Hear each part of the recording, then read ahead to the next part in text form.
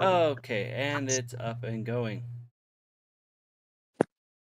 Welcome to Nerdstown. I'm your mayor. We're here with the city council, and we've got a lot to unpack this episode. You might be wondering why the Stars hoodie and a Cubs hat. Well, that's because I have two teams that are playing tonight. Fuck you. Why are you questioning me? Piss off. No, but seriously, we're going to actually get into this. The NHL opened up a couple nights ago with their season openers across the board. We've got the World Series in full swing. Well, not the World Series, but the playoffs, the road to the World Series. And holy shit, is there a lot to unpack there, because a lot of unexpected shit has happened in this World Series playoff run. Then we've got a lot. Let's hit the pop culture real quick. K-pop Demon Hunters, we've been talking about that for a while. I swear to God, it has been mentioned in at least every fucking episode since we started this podcast. And it's still going. We got some news about it. We got some gaming news. We got some film news. An opportunity. You missed a really good opportunity to say it's going up, up, up. And you should have. Oh, Jesus Christ. You know what? I should have. Damn it. It's going to be golden. I got you. It's going to be what it's born to be. Okay. It almost feels gratuitous at this point. We've got a lot to talk about this episode, so strap in. I hope you're ready for a long one, because it's probably going to run a couple hours here. But we're going to start off with the unfortunate passing of Diane Keaton, a absolute legend in the film industry, a titan, and probably one of the most badass mafia wives I've ever seen in my entire life. From The Godfather, those movies, Godfather Part 2, are it ingrained, etched into my fucking mind, my memory. I love those movies. This sucks. I mean, it sucks to lose any of our great stars, our great celebrities, but this one especially. I love those movies. They've always been like a safe movie for me to watch. Like, you want to watch The Godfather? Fuck yeah, I do. Let's go. So.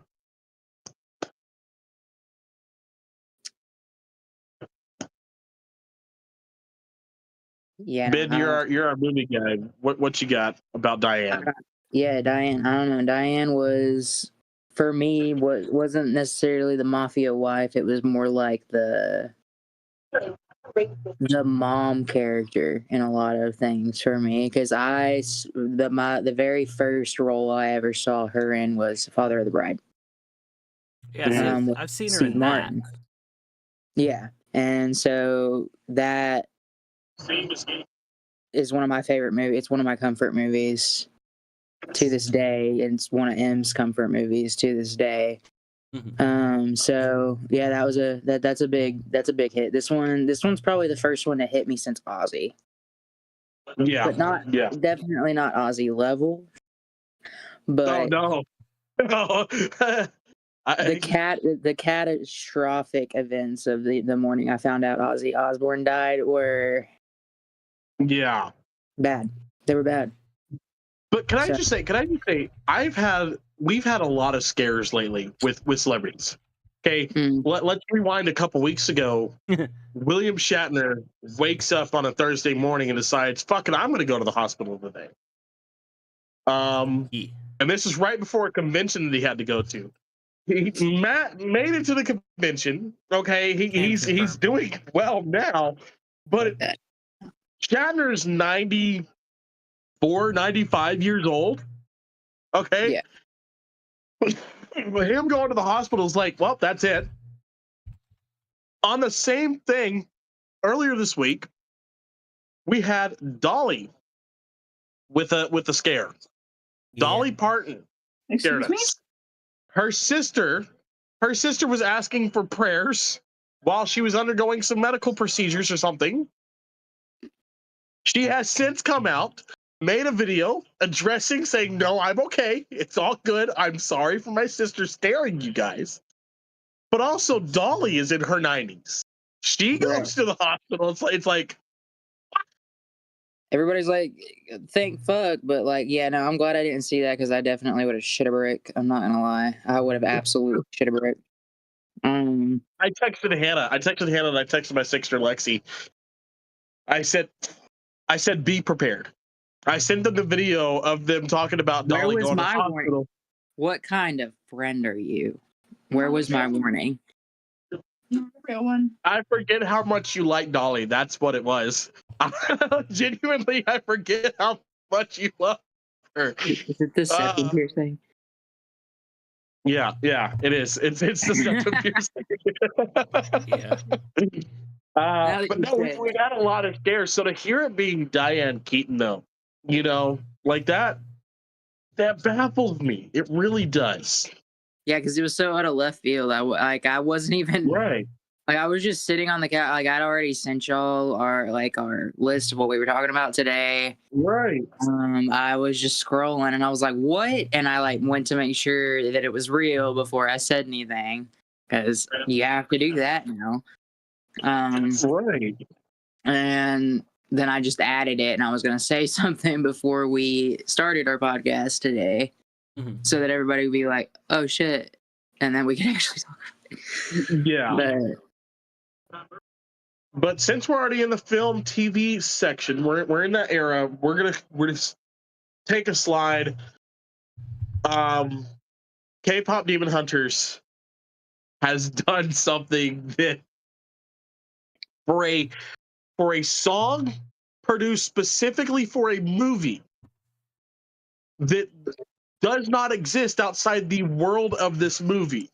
Like yes, it does. We can listen to it. We can download it on Spotify. We can stream it. Right. But it's not a legitimate. It's kind of like Scotty Doesn't Know by Lustra instead of Her Love in Back to the Future. Okay. Fuck. Brewers just scored. Either way, it is phenomenal for this to do this in the first place. It's more rare for it to come from an animated movie at that. The song Golden has gone platinum.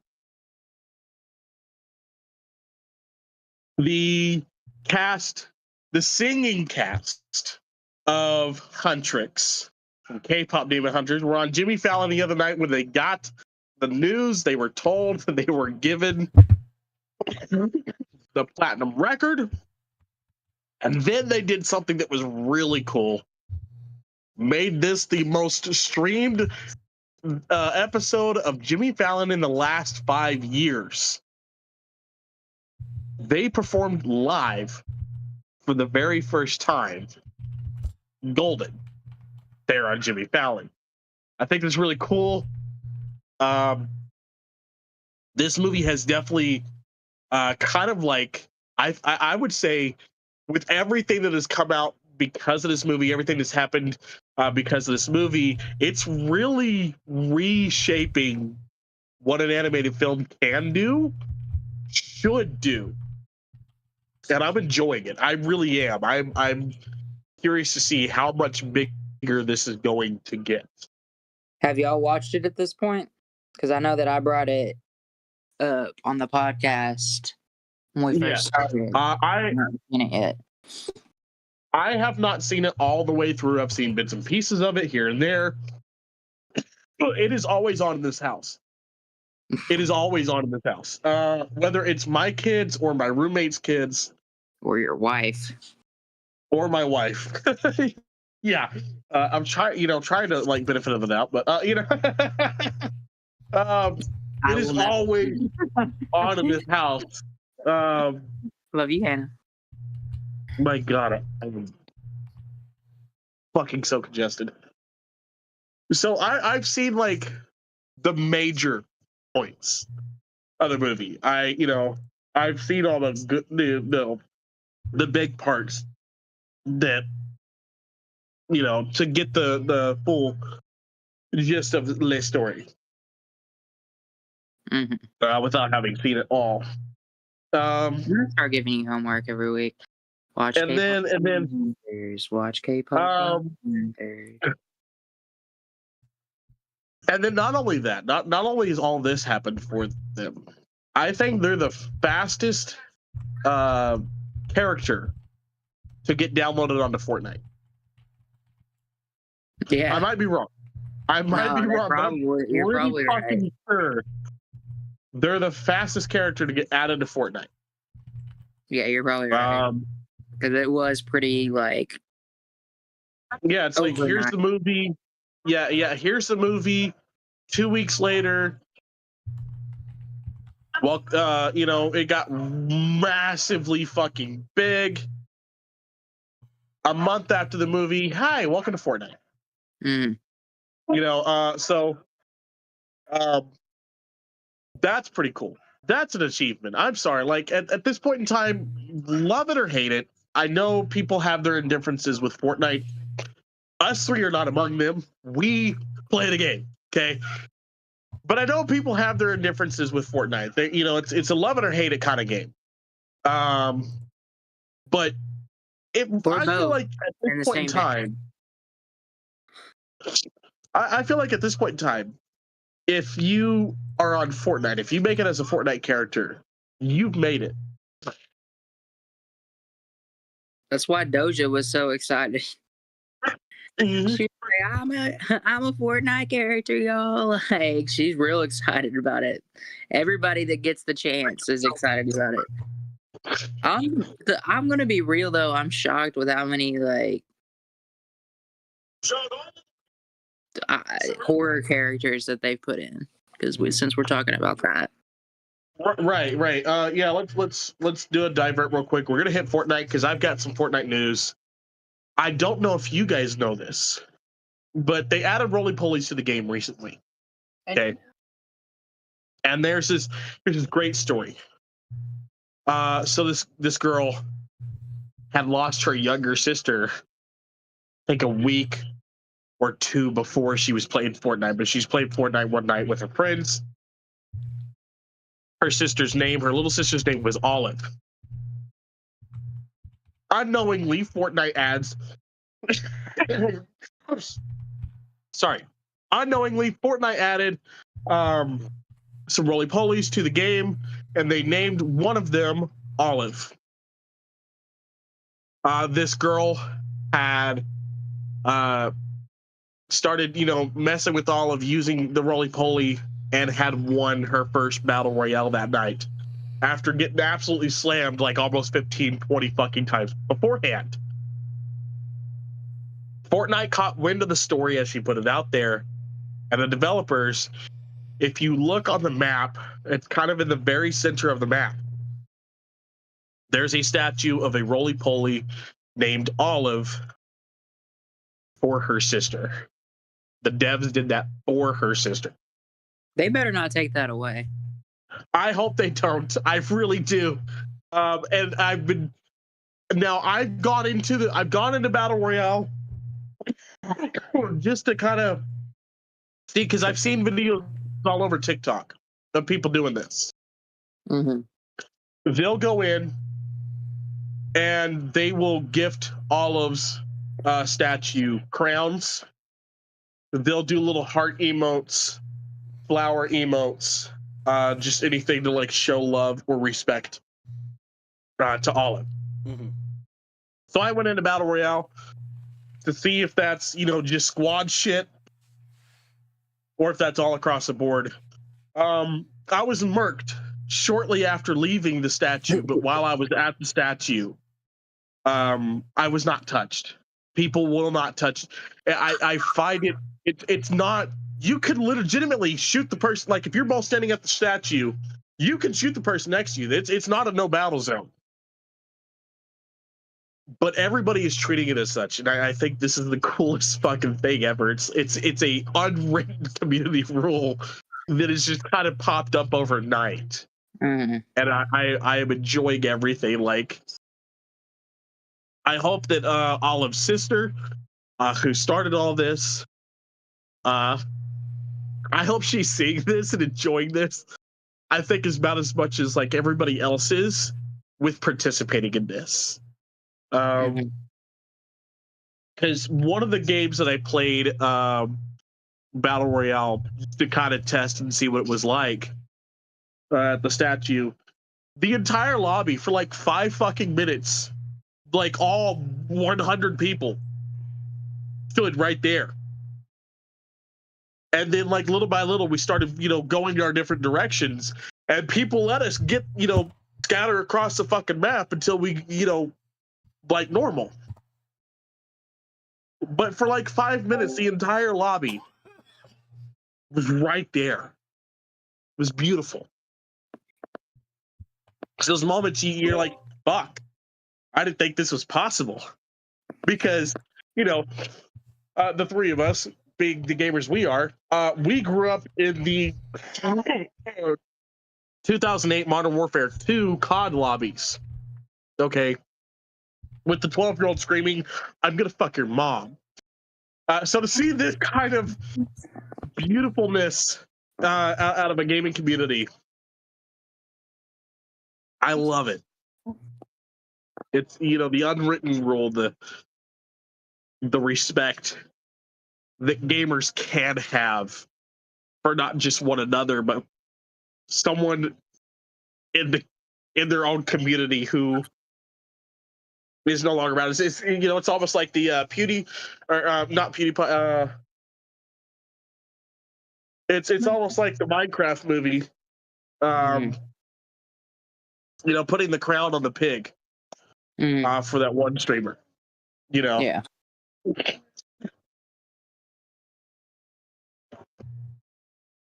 So it's great. I love it. But yeah, on the slasher guys, we've had Michael in the game. We've had Jason is in the game right now.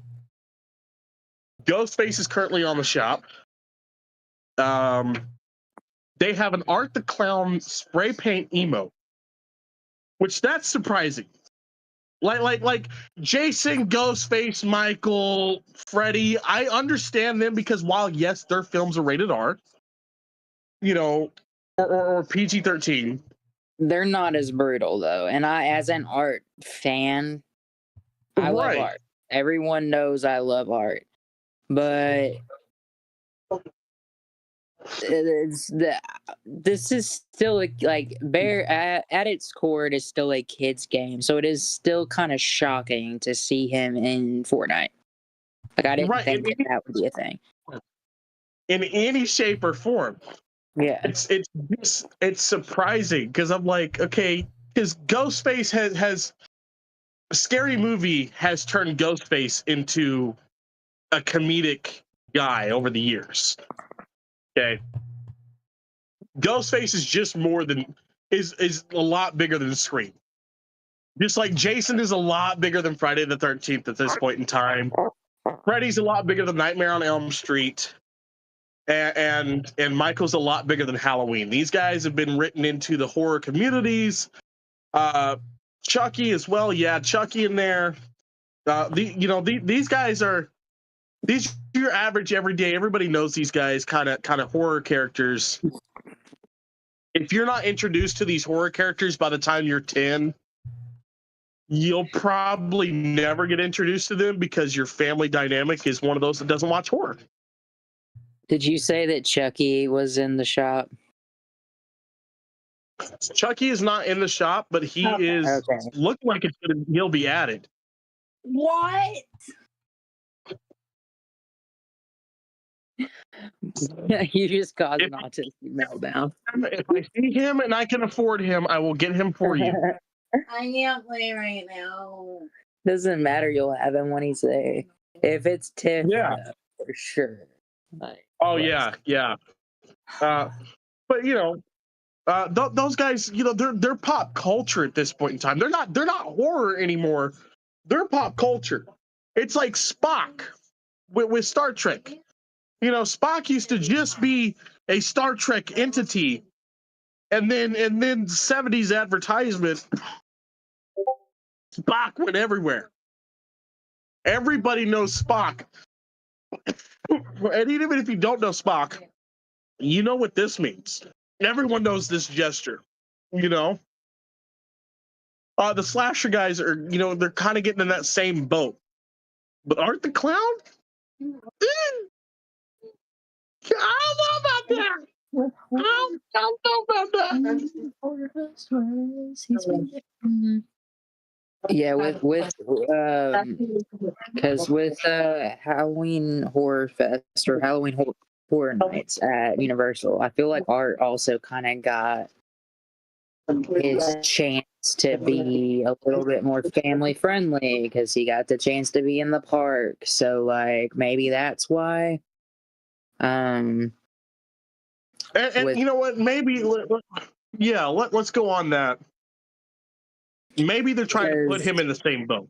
They gonna watch that film and have nightmares for a week. I mean, because before the third one came out, Terrifier, Art the Clown wasn't a household name. Like if you knew about Art the Clown, you're a like deviant. Yeah. You're a horror fanatic. You know the horror genre through and through. He's not a run of the mill slasher. No. So, and I think they're trying to, with 3 and the publicity that 3 got, and the fact that, you know, a lot of studios were talking about 3 and a lot of commercials came out about Terrifier 3. I think they thought, you know, okay, maybe we can make him a household name, and I think that's what they're trying to do. Yeah, I just don't know how you do that. You know, I mean, I've seen those movies. It's definitely a work your way up horror movie for sure, but like as an right, sometimes as an adult, it's a little bit much. And I mean, it's one thing to have one girl flash her titties at the beginning of the film and get killed. It's another thing to have what Art the Clown does. I can't say because we'll get in trouble here. I mean, we might not, but I'm not gonna risk it because that clown does some shit. Yeah, let's just say that they really like to see both sides of things.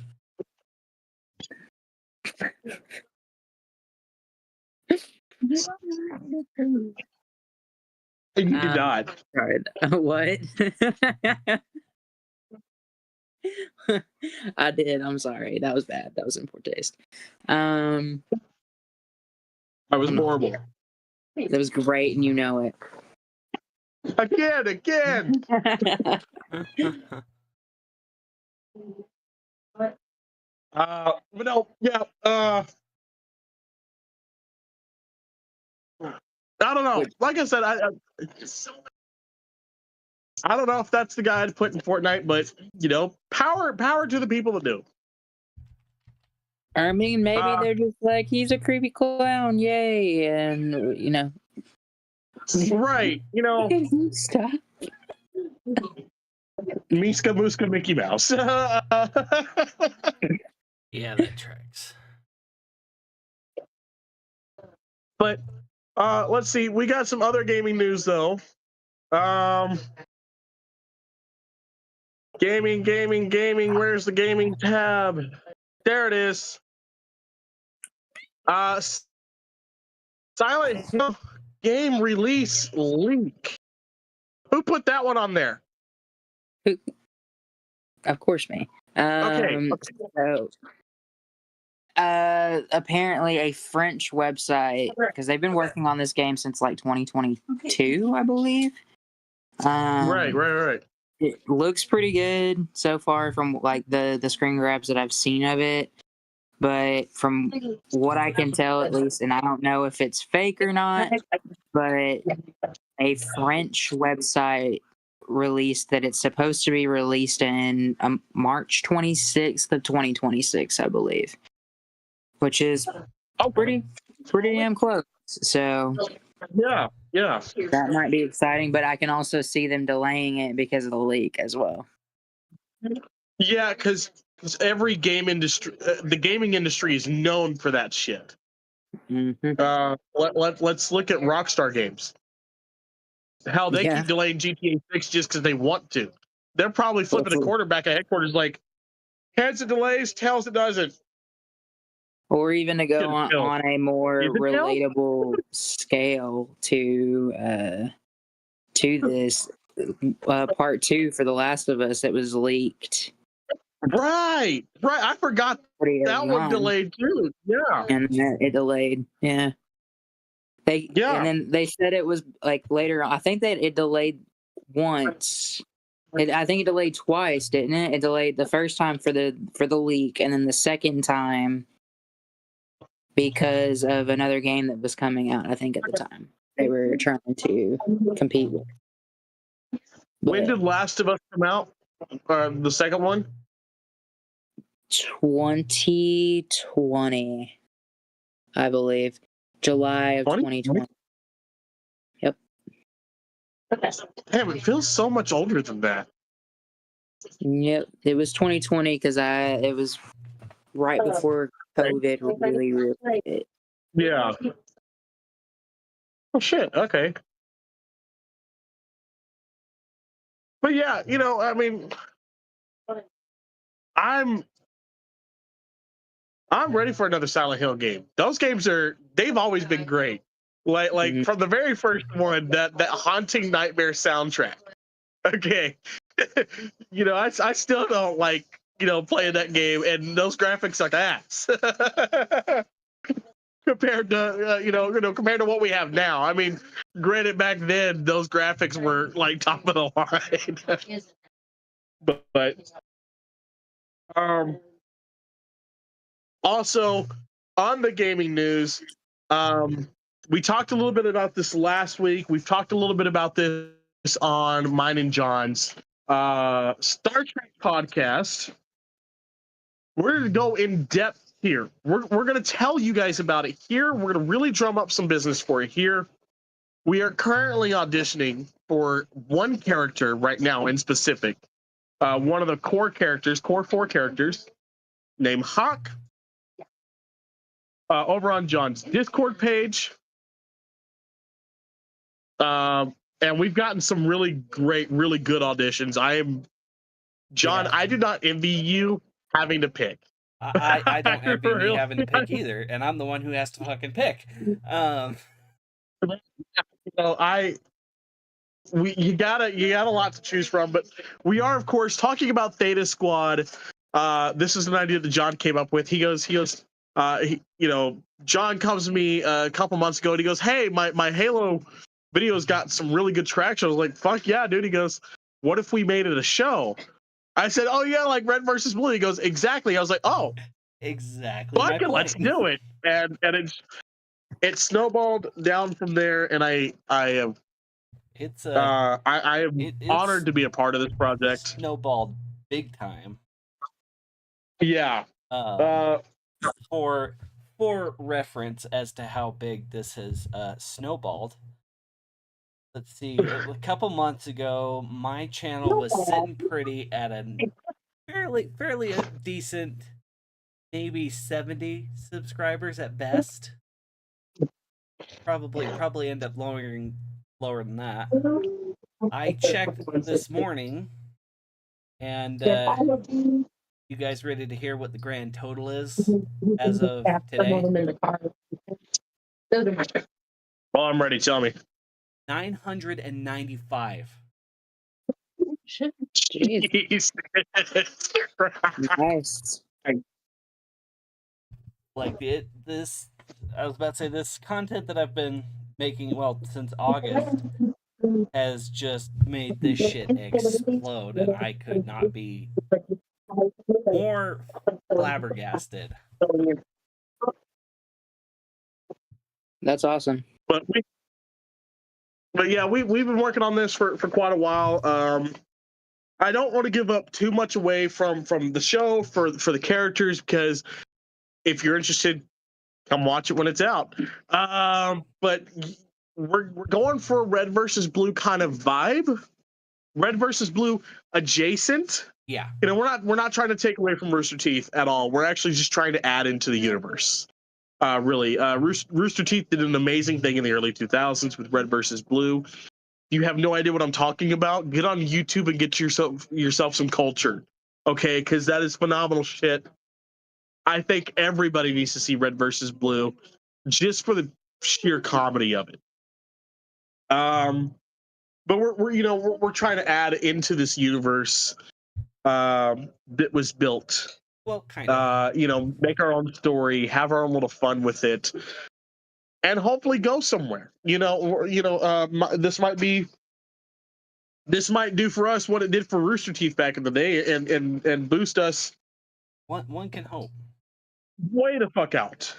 But so yeah, so like the setting is a universe that is Red versus Blue adjacent as well as Halo adjacent. So it's not in the same universe, but it's very adjacent to how things worked in Red versus Blue. So, but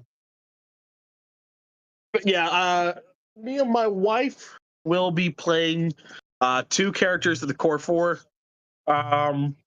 which is just going to be a lot of fun. Yeah, that's putting it mildly. It's God, I want to say it all right now, but I can't. You gotta make them want it, and if I tell them what it is, they're not gonna want it. So you're gonna have to find out. Okay, we're recording it, we're getting it ready, we're going. But you gotta want it.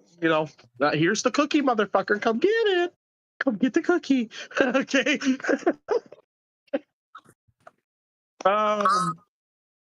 But yeah, that's what we got for gaming. Let's get into. Ben's probably been dying to get into this shit. Let's go into our horror category here. Megan Fox's Chica. As Toy Chica. Yeah, as Toy Chica. In the second movie. Yeah. Confirmed. Yep. And I don't know how to feel about it. Man. Well, I know how to feel about another voice actor who was announced for that movie. I am excited for the voice actor for Toy Bonnie, who is going to be I was going to say that none too. other than Matthew Patrick himself. Yeah. Like we used to be like. Yeah, no, that was really is going to be Bonnie. Yeah. Yep. Yeah, That's I found that out awesome. after. I found that out after we got off the phone earlier. Yeah. And I forgot to add it to the list, but yeah, that was cool. I like that. That's really good for him. Good for him. Fuck yeah. Like you said at Comic-Con, he's gone from a FNAF theorist to being stuffed inside an animatronic suit. And there's no higher honor for FNAF theorist. Yeah. Yeah. Now, if they could just get Mark suit, right. Hear me out. Markiplier as Toy Chica.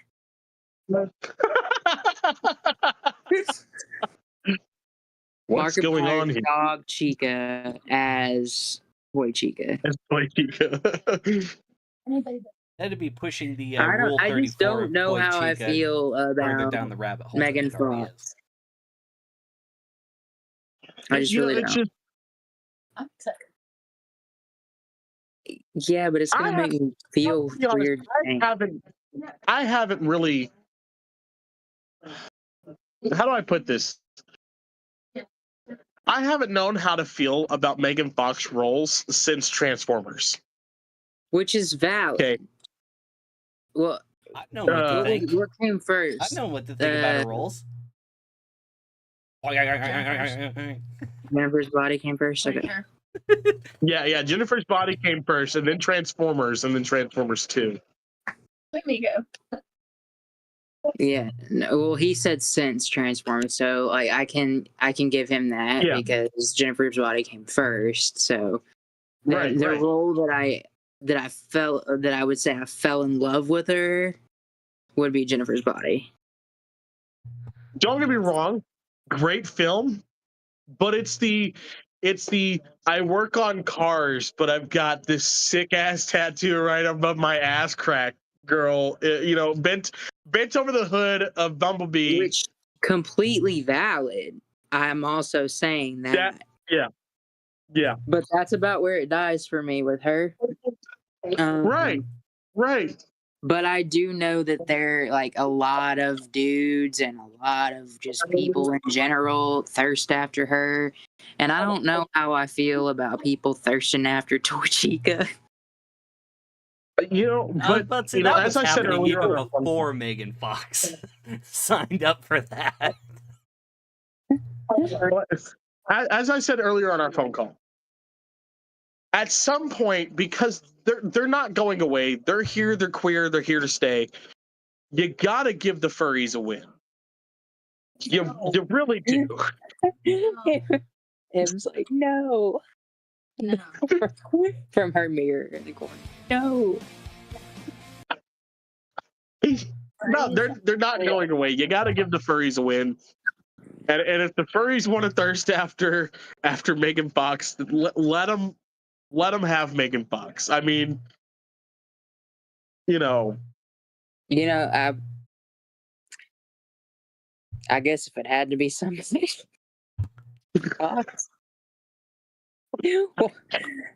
What? I don't know. I mean, it could That right there. be worse. Could be worse. It could, I guess.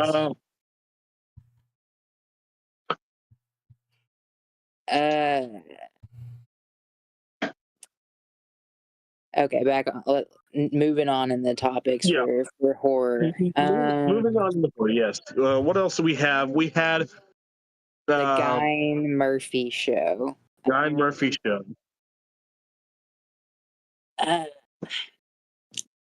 It's picking up, I guess, and I've seen the mixed reviews, and again, I talked about it a little bit last week. I just started it. I don't know how to feel about it because everything's so speculatory with him that it just feels like they're filling in blanks a little too hard. And again, with Ryan Murphy, with his dramatizations of things, people don't really like Ryan Murphy. People really dog on the fact if you watch it, which I'm still gonna watch it. But I can also know that this is a dramatization of this. This is not truth, complete truth. Right. But that push, I don't know, it makes me want to figure out at least what is known to be the truth, I guess. So I tend to watch him and then pick it apart and see where he's wrong. Is what I tend to do. And you've done that with several other shows as well, like the Ted Bundy show, and several Dahmer I've done. Yeah, the Dahmer. Yeah, I was trying to find it, but yeah, Dahmer was the other one I was thinking of. The Bundy and Dahmer shows you did that a lot with too. Mm-hmm. And I'm really excited because there's gonna be another. I think next week is when the Gacy show on Peacock starts too. Oh shit, that's right. They are doing a Gacy show. And that one is not done by Ryan Murphy, and I'm kind of excited to see something that's not done by Ryan Murphy. Because don't get me wrong, my thing about the Ryan Murphy thing is that with the Eric and Lyle branch of it, it got a lot of traction and it got them to look at that case more. So It's a double-edged sword. Yeah. Like, it sucks that it wasn't completely true, but in the same breath, like it also helped get publicity for the case. So Right. I don't know. I don't know.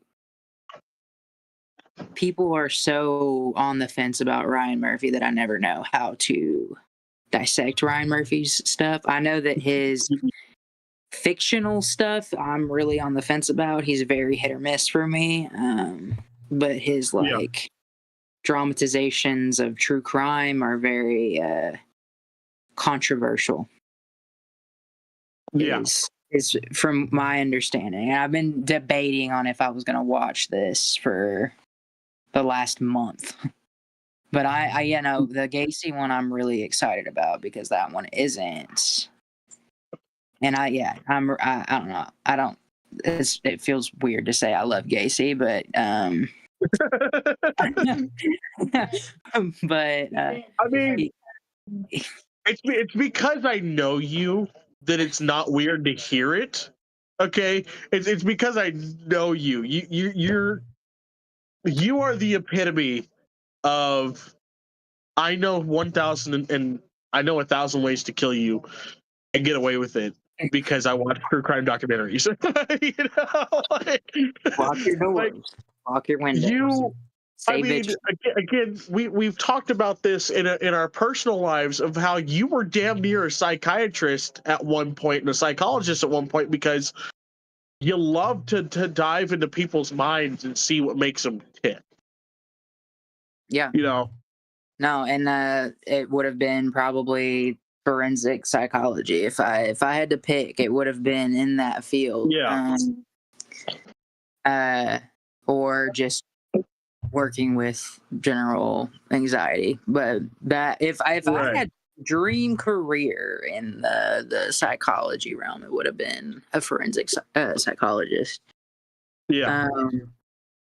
And there are some great shows that show that side of things. Like Mindhunter's another good one that shows that side, the forensic psychology here, like the psychology part of that, and depicts Ed Kemper, Charles Manson, Kate also in that show as well. That one's another good one, but I think no, BT. Didn't we start watching that? Didn't we start watching that when I was with you guys up there in Wisconsin last year?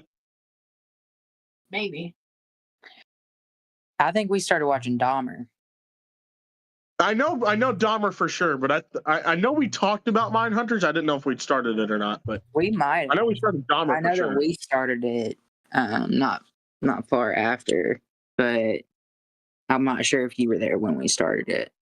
Okay. That one's pretty good. But yeah, Ryan Murphy's so hit or miss on pretty much everything he does that I sit on a 50-50 and I'll give it a shot, but like right now I'm what episode are we on?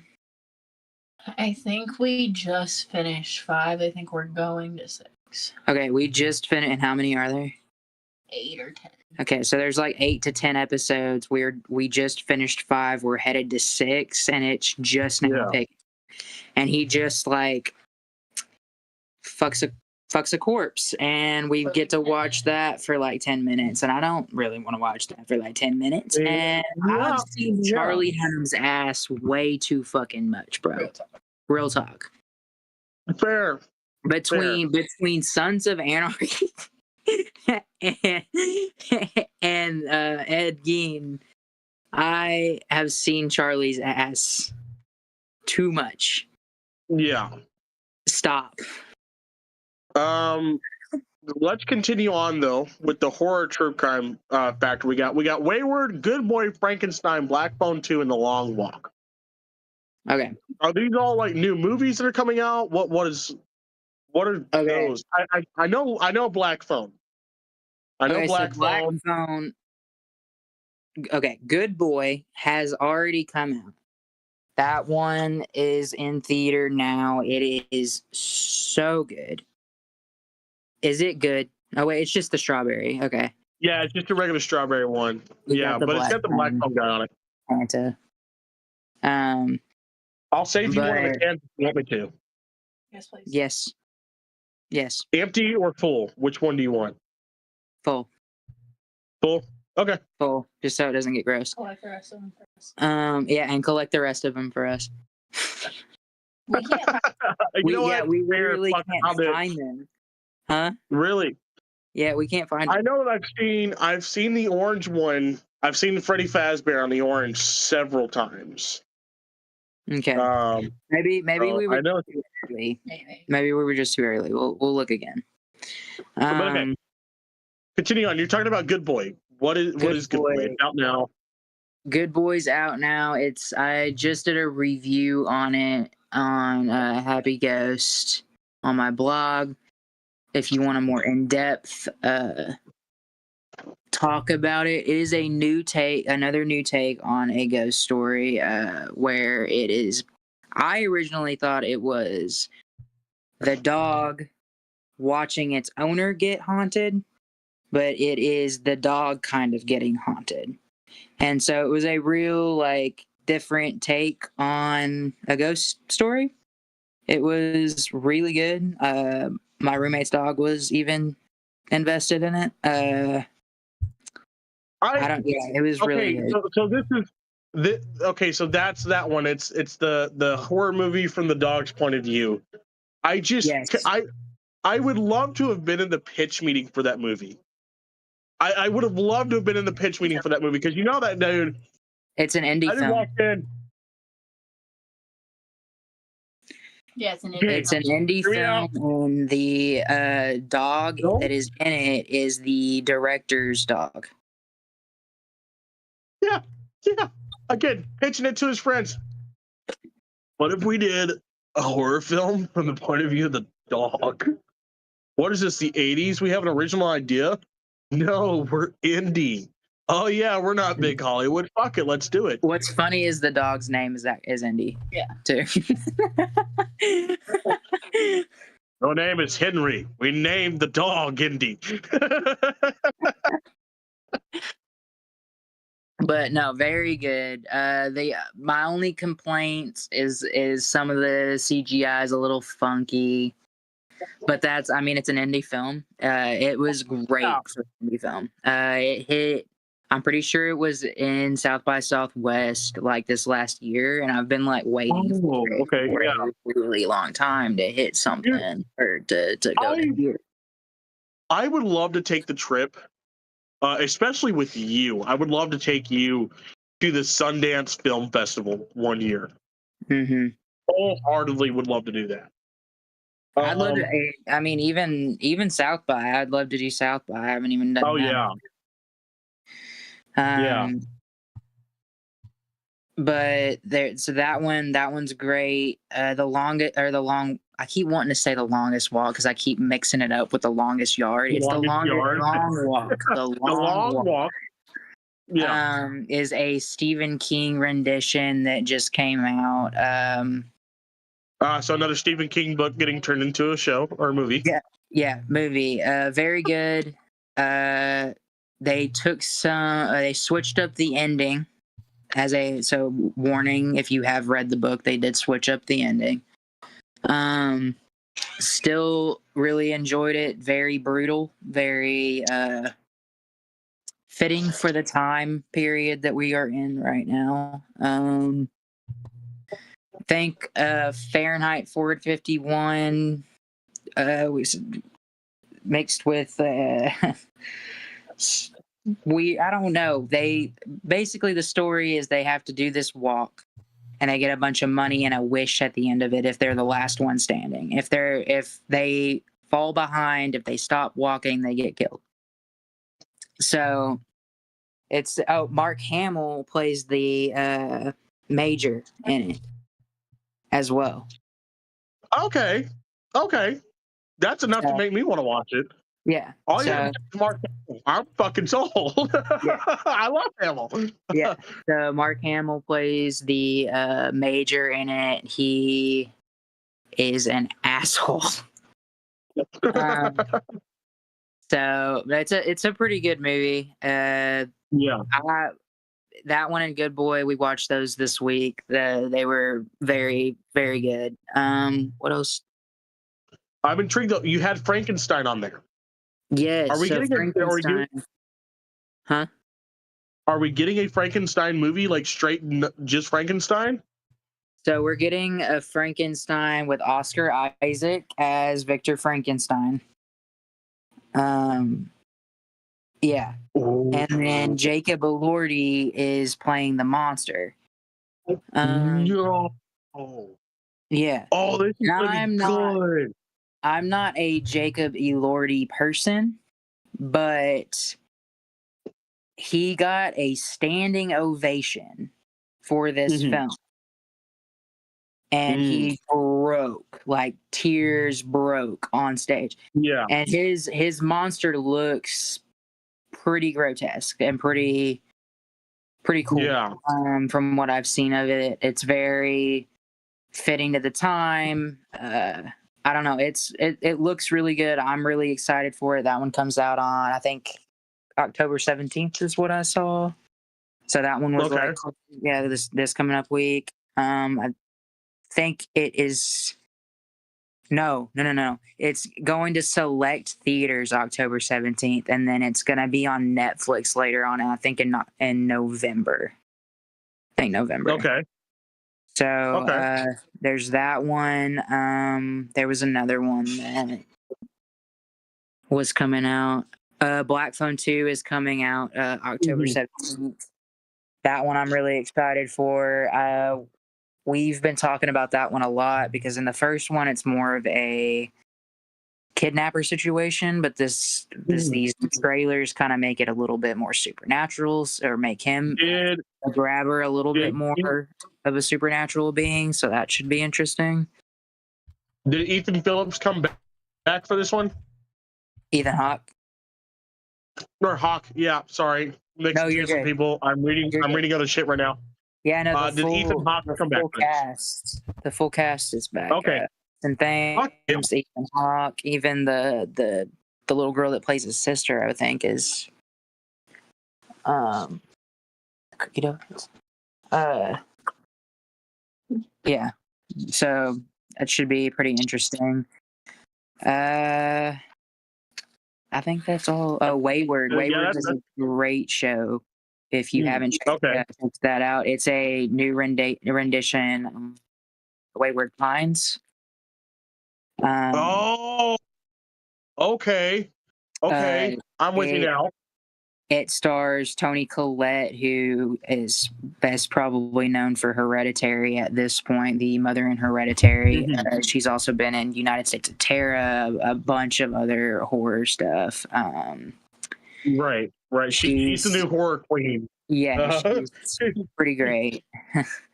And then it has what is their name? Alex? May, but they're I'm trying to remember their name. May. It was May something. I don't know. A non-binary comedian stars as Alex in Wayward.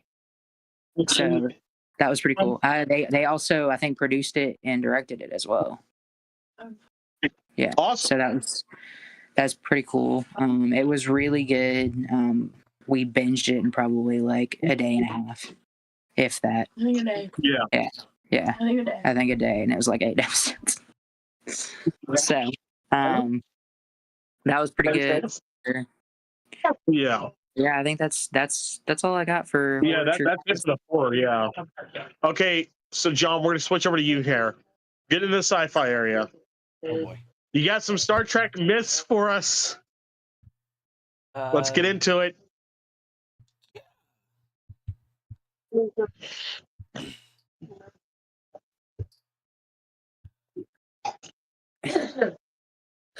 What myths would we be debunking from Star Trek or confirming from Star Trek today? Let's see. I don't know. I kind of based that answer on a video you week. Oh, yeah. I I Um, am Oh yes, not gonna know anything about this, so this is all evil. Take it away. Honestly, dude, I can't remember that fucking video. I'm gonna have to go back and watch it again. So I I was guess we're about gonna have to to say, so skip past this one, but yeah. the religion-free future. Yes, we can at least do that one. Okay. I've got the video pulled up, so I can at least get that much. Okay. So, John, confirm or deny? Is Star Trek, now I know the answer, but our audience needs to know. Does Star Trek exist in a religious-free future? What is the true answer on that? No, it does not exist in a religion-free future.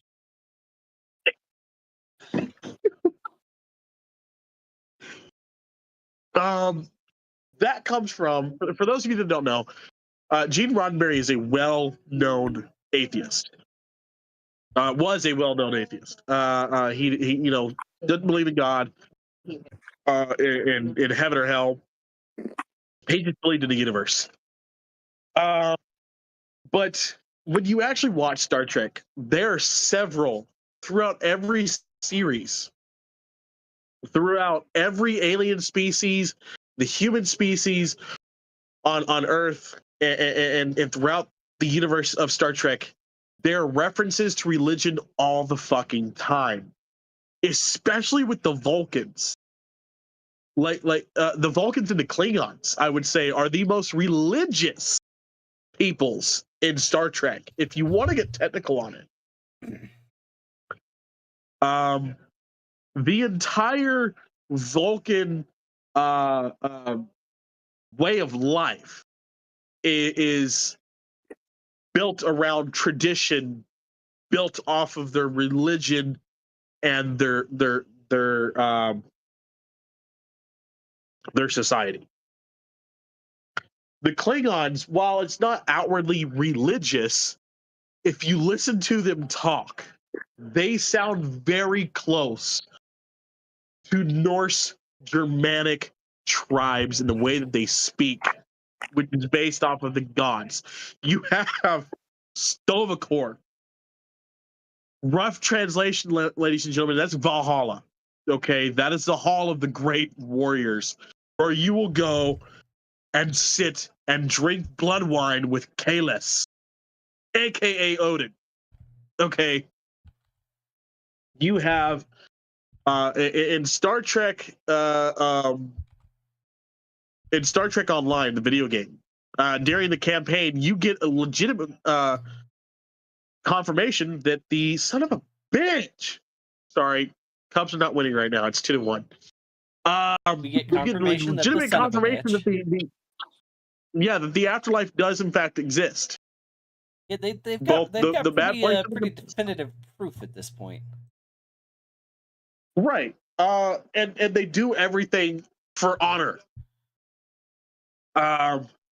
It's very religious how the Klingons operate.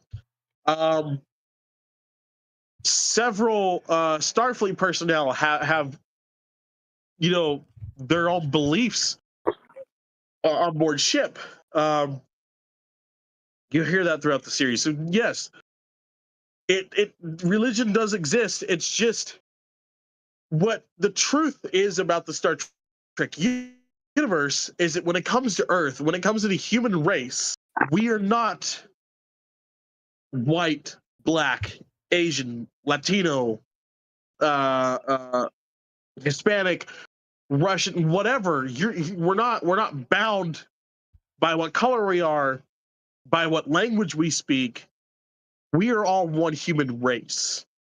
Later in the future, that's the hope for the world that Star Trek builds. Is that after World War III, after the Eugenics Wars, we come together and realize all this shit we've been fighting about for years, centuries, generations, millennia.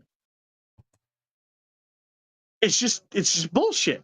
It doesn't fucking matter at the end of the day because we're not going to get anywhere if we continue to fight. And it's not a utopia on Earth.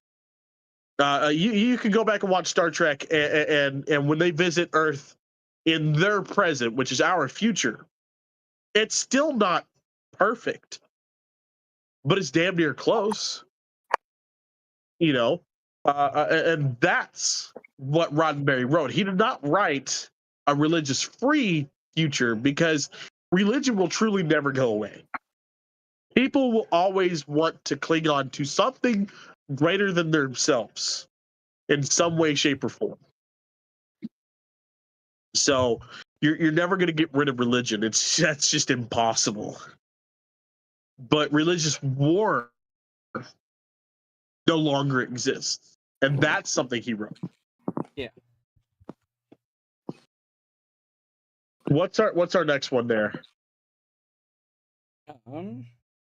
Predator and Alien. Oh no, we're talking on the video, the Star Trek video. Got you. My bad. Give me just a second here. I'm excited to let you know. No, I just meant because it sounded like they were only going to do the one. Well, he said he had the video pulled up, so I was like, "Fuck it, we'll get into all of it." Yeah, because I was watching. Okay, so I TNG... on Star Trek side of TikTok, and I'm watching this video, and this guy's like, TNG was brand new before the next generation. This guy's like,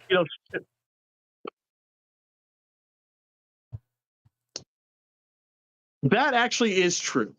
We do know that is not a myth. That is true. TNG parts of TNG were taken from Phase 2. Right. Which Phase 2 for Star Trek ended up becoming the movies. The original series movies took from Phase 2. Next Generation took from Phase 2.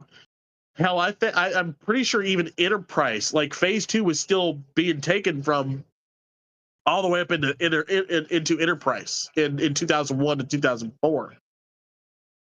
Right. So you can't just say but even still, TNG is its own thing. I mean, yes, a few of the characters come from Phase 2.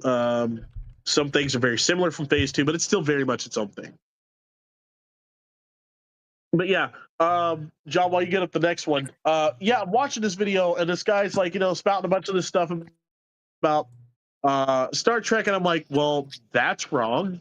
That's wrong. That's actually true. That's wrong. And it's like, I sit as John and go, like, half of the shit is wrong. Yeah. And I was like, we should discuss this because half of the shit is just fucked off wrong.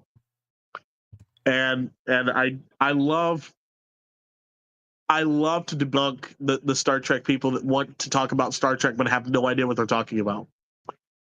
Cough cough, Chris from Screen Rant, you fucking dick. Right. Yeah, that's 2 podcasts now, Chris from Screen Rant. 2 of them that I talk shit about you on, you son of a bitch. Little backstory there. We were talking about TNG, matter of fact, on our Star Trek podcast, doing our TNG episode. I picked up a Screen Rant article about TNG Season 1, written by a guy named Chris. And he had no clue what he was talking about. Like, there were a couple points that he made that was like, okay, yeah. But, like, 95% of that thing was just biased bullshit from, like he watched a couple episodes and decided to throw this thing together.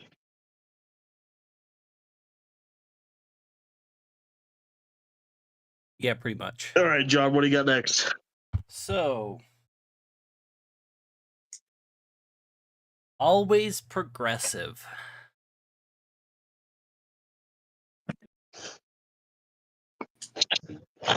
I mean, it depends on...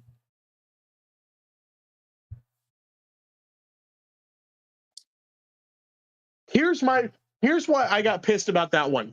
Because the guy goes into it and he says that Star Trek has not always been progressive because it took up until recently to address LGBTQ. Right. And I want to say, no, fuck you. There was a let's see, Deanna. Troy had a LGBT relationship at one point. If you go to Deep Space Nine, Jadzia Dax has an LGBT episode. There are several there. But if you guys will excuse me 1 second, I'll be right back. Yeah.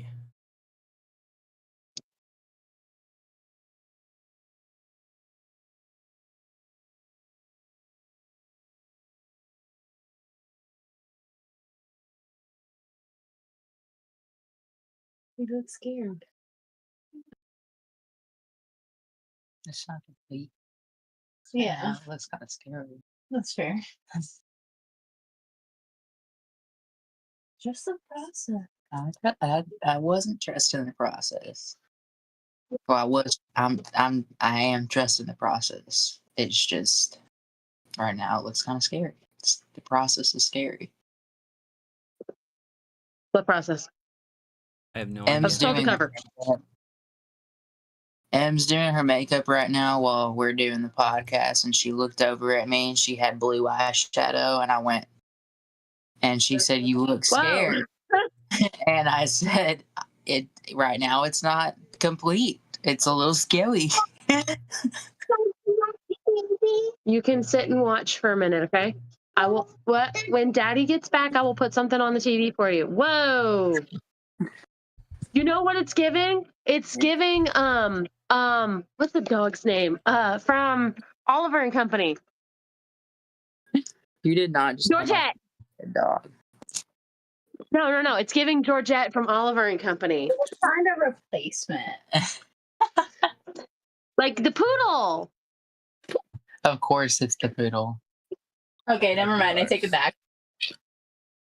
Makes me want a deep throat guy.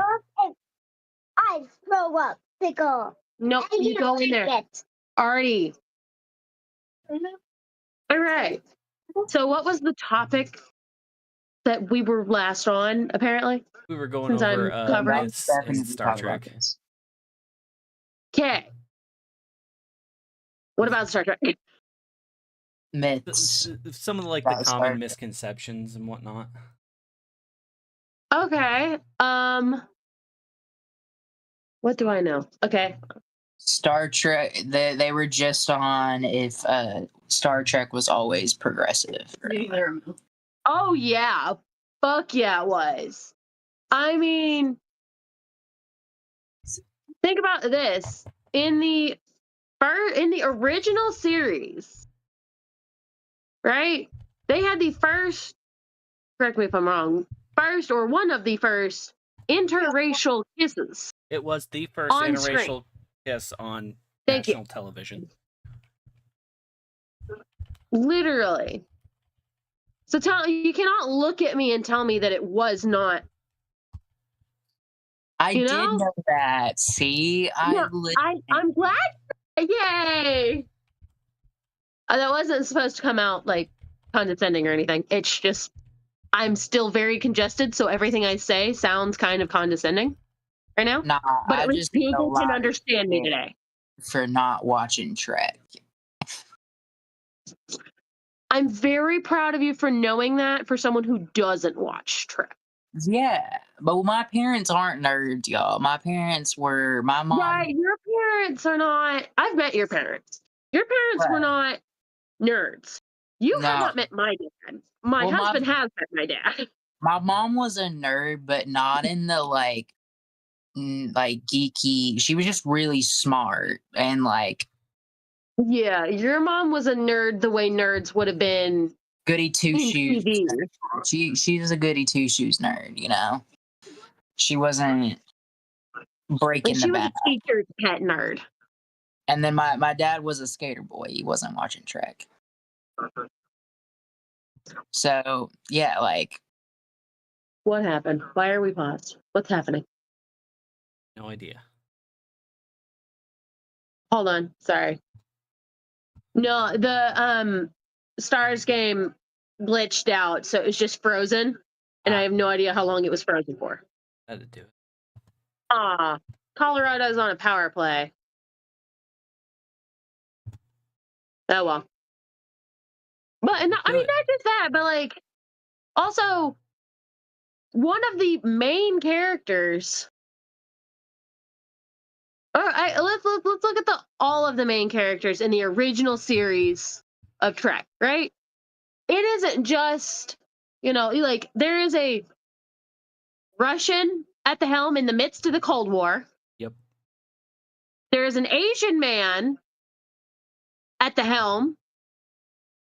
There is a black woman who is a high-ranking officer. And then they have an alien as their science officer. That makes sense to me. Not to mention that. Yeah. I mean, not to mention all of that, but also let's look at their, like, okay, let's say we were in Star Trek right now. That was acceptable for us. But we do not take the politics of Star Trek and we have the politics we have right now. None of that. Let's be honest. None of that would be happening right now. As much as we would love to say it would, it wouldn't. But there's also the not even to comment on the Trek thing, but even just looking at being progressive over time. They were being progressive in the way that they could for that time.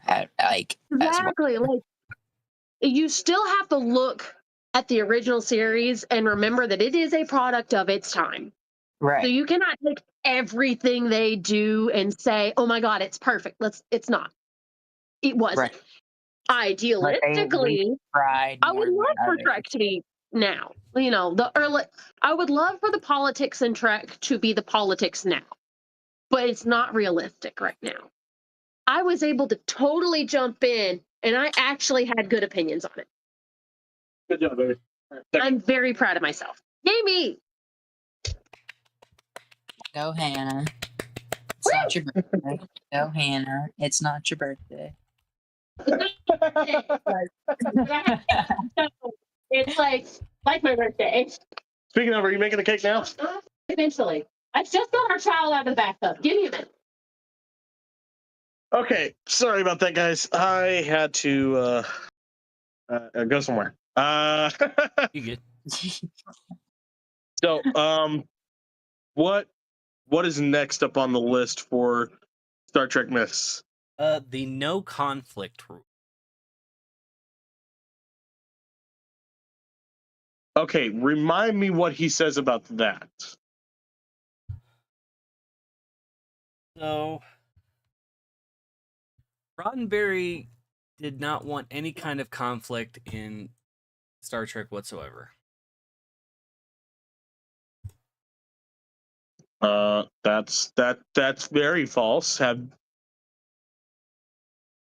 the writers had to constantly work around by having all the alien species create the conflict. He did not like having interpersonal conflict.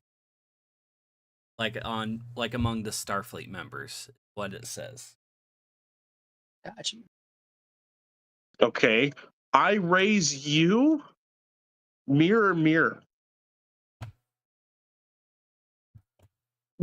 I raise you a mock time. Yeah.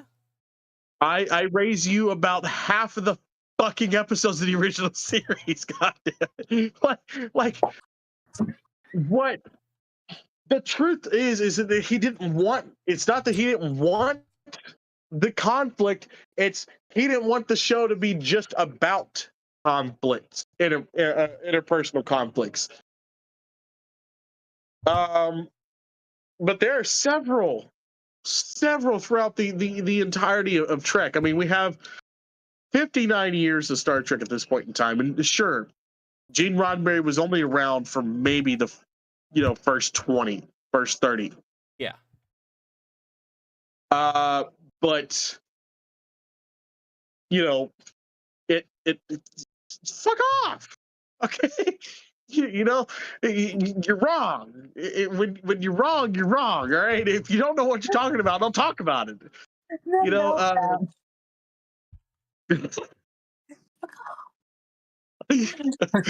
Insert bird emoji here, real quick. shizzle. No, I mean, because okay, let's go into TNG. Another episode that Roddenberry had his hands all over was the interpersonal conflict within Worf. Mhm. Am I Starfleet? Am I Klingon? Who am I?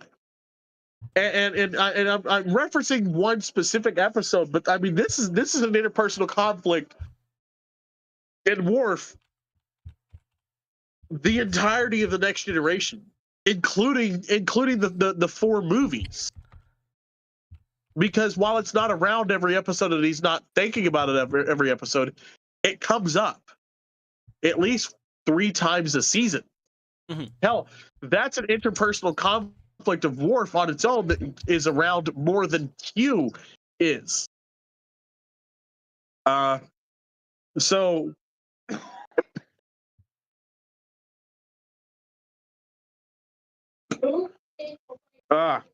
next one. I want Red to hit this shirts motherfucker in always the face. die. Okay, I did actually look this up. Yep. Statistically, in the original series, yes, gold shirts died a lot more than red shirts did. Oh yeah. That's the red shirts always die thing is kind of along the same lines as "Beam Me Up, Scotty." "Beam Me Up, Scotty" was never uttered in the entirety of Star Trek, ever. Scotty, beam me up is the closest we ever got. Beam me up, Scotty. Never been said. Even in the Kelvin timeline movies, was that line never used. Mhm. But you know, the amount of red shirts that did die in the original series, you know, and them being a little bit more prominent when they go down to a planet, because 9 times out of 10 you get 2 gold shirts, 2 blue shirts, and a single red shirt, and the red shirt ends up missing. It becomes a pop culture phenomenon. Yeah. So while yes, that myth is technically false, it's the aura around it which makes it true.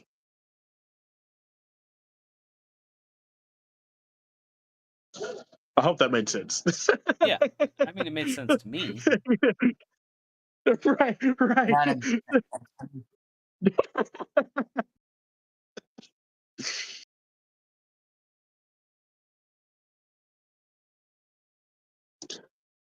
Let's see what else. What? Nathan McKinnon high stick to Dallas Star? Fucking shocker. Fuck you, McKinnon. Kirk actually wore gold.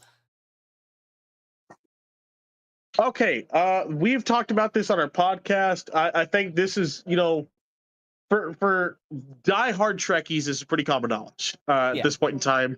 For those of you that may not know Star Trek the way that I would say me and John do, or if you know Star Trek as about as much as Ben does, okay, which is nothing at all. A little bit. You missed some.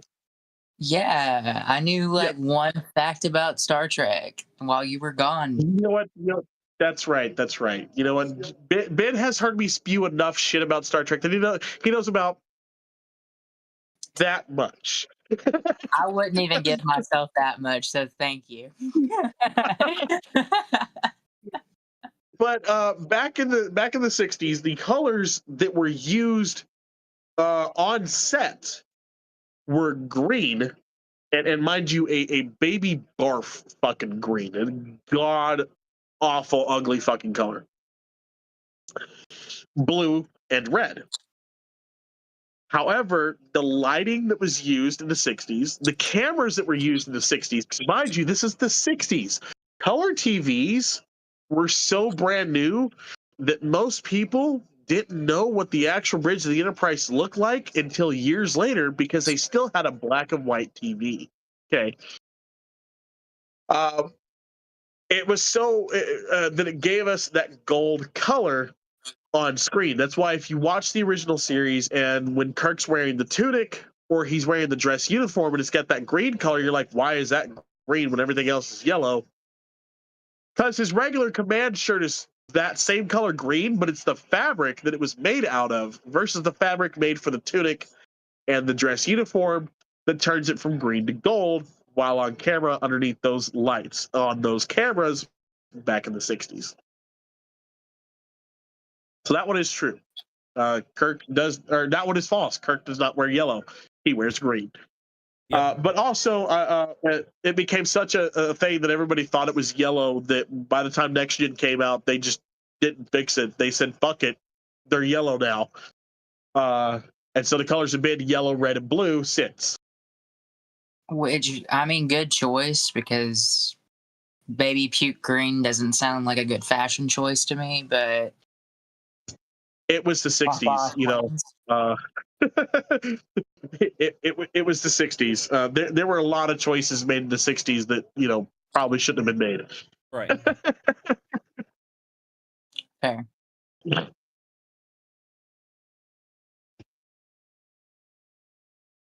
All right. And next up on our Star Trek myths, we'll make this one the last one before we get into the rest of the sci-fi category.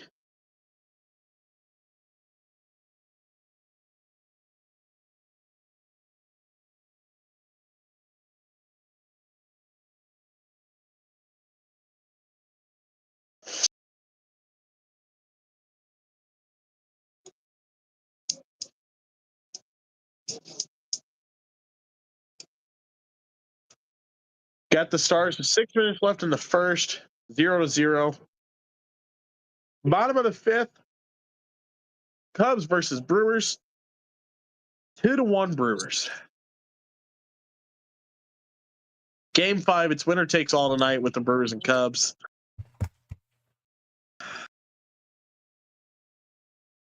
Sorry, Pookie. Told you. I warned you.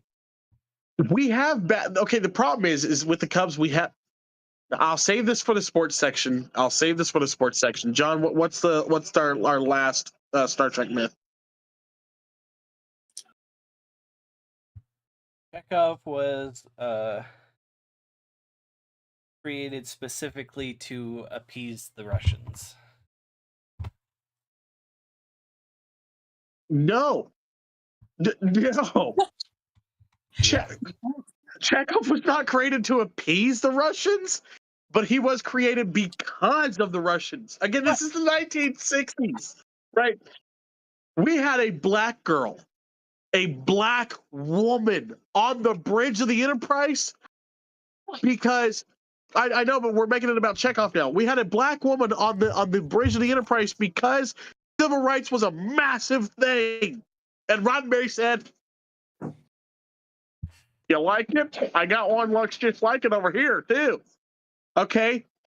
He put an Asian, a Japanese American man on the bridge of the Enterprise because 20 years before, and even 20 years after, we're still pissed with the Asian people because of World War II, Pearl Harbor, and the beginning of Vietnam. You know what else was happening in the beginning of Vietnam that started back in the 50s and went all the way to the 1990s? And that's if you really want to say 1990s. Hell, it's still going on if you ask me. The Cold War. And who's the Cold War fighting? Fucking Russians. So yeah, Roddenberry's like, let's make a character. We'll make him fucking Russian. And then we'll have his catchphrase be, everything's made in Russia. Just to really get under the skin of everybody I fucking can. But also to promote that, hey, an American dude, an Asian dude, a black woman, a Russian dude, an alien creature can all get along. It doesn't have to be this way. That's the whole point, Star Trek. It doesn't have to be this way. So no, he was not made to appease the Russians, but he was made because of the Russians in the Cold War. And thank God, because fuck, I love Chekhov. Chekhov's one of my favorite characters. It doesn't matter which Chekhov it is. If it's Walter Koenig, Anton Yelchin, I love Chekhov. I really do. But all right, next up, we have a new Predator movie with Elle Fanning. Right? Yeah, Did I say that right? Elle Fanning.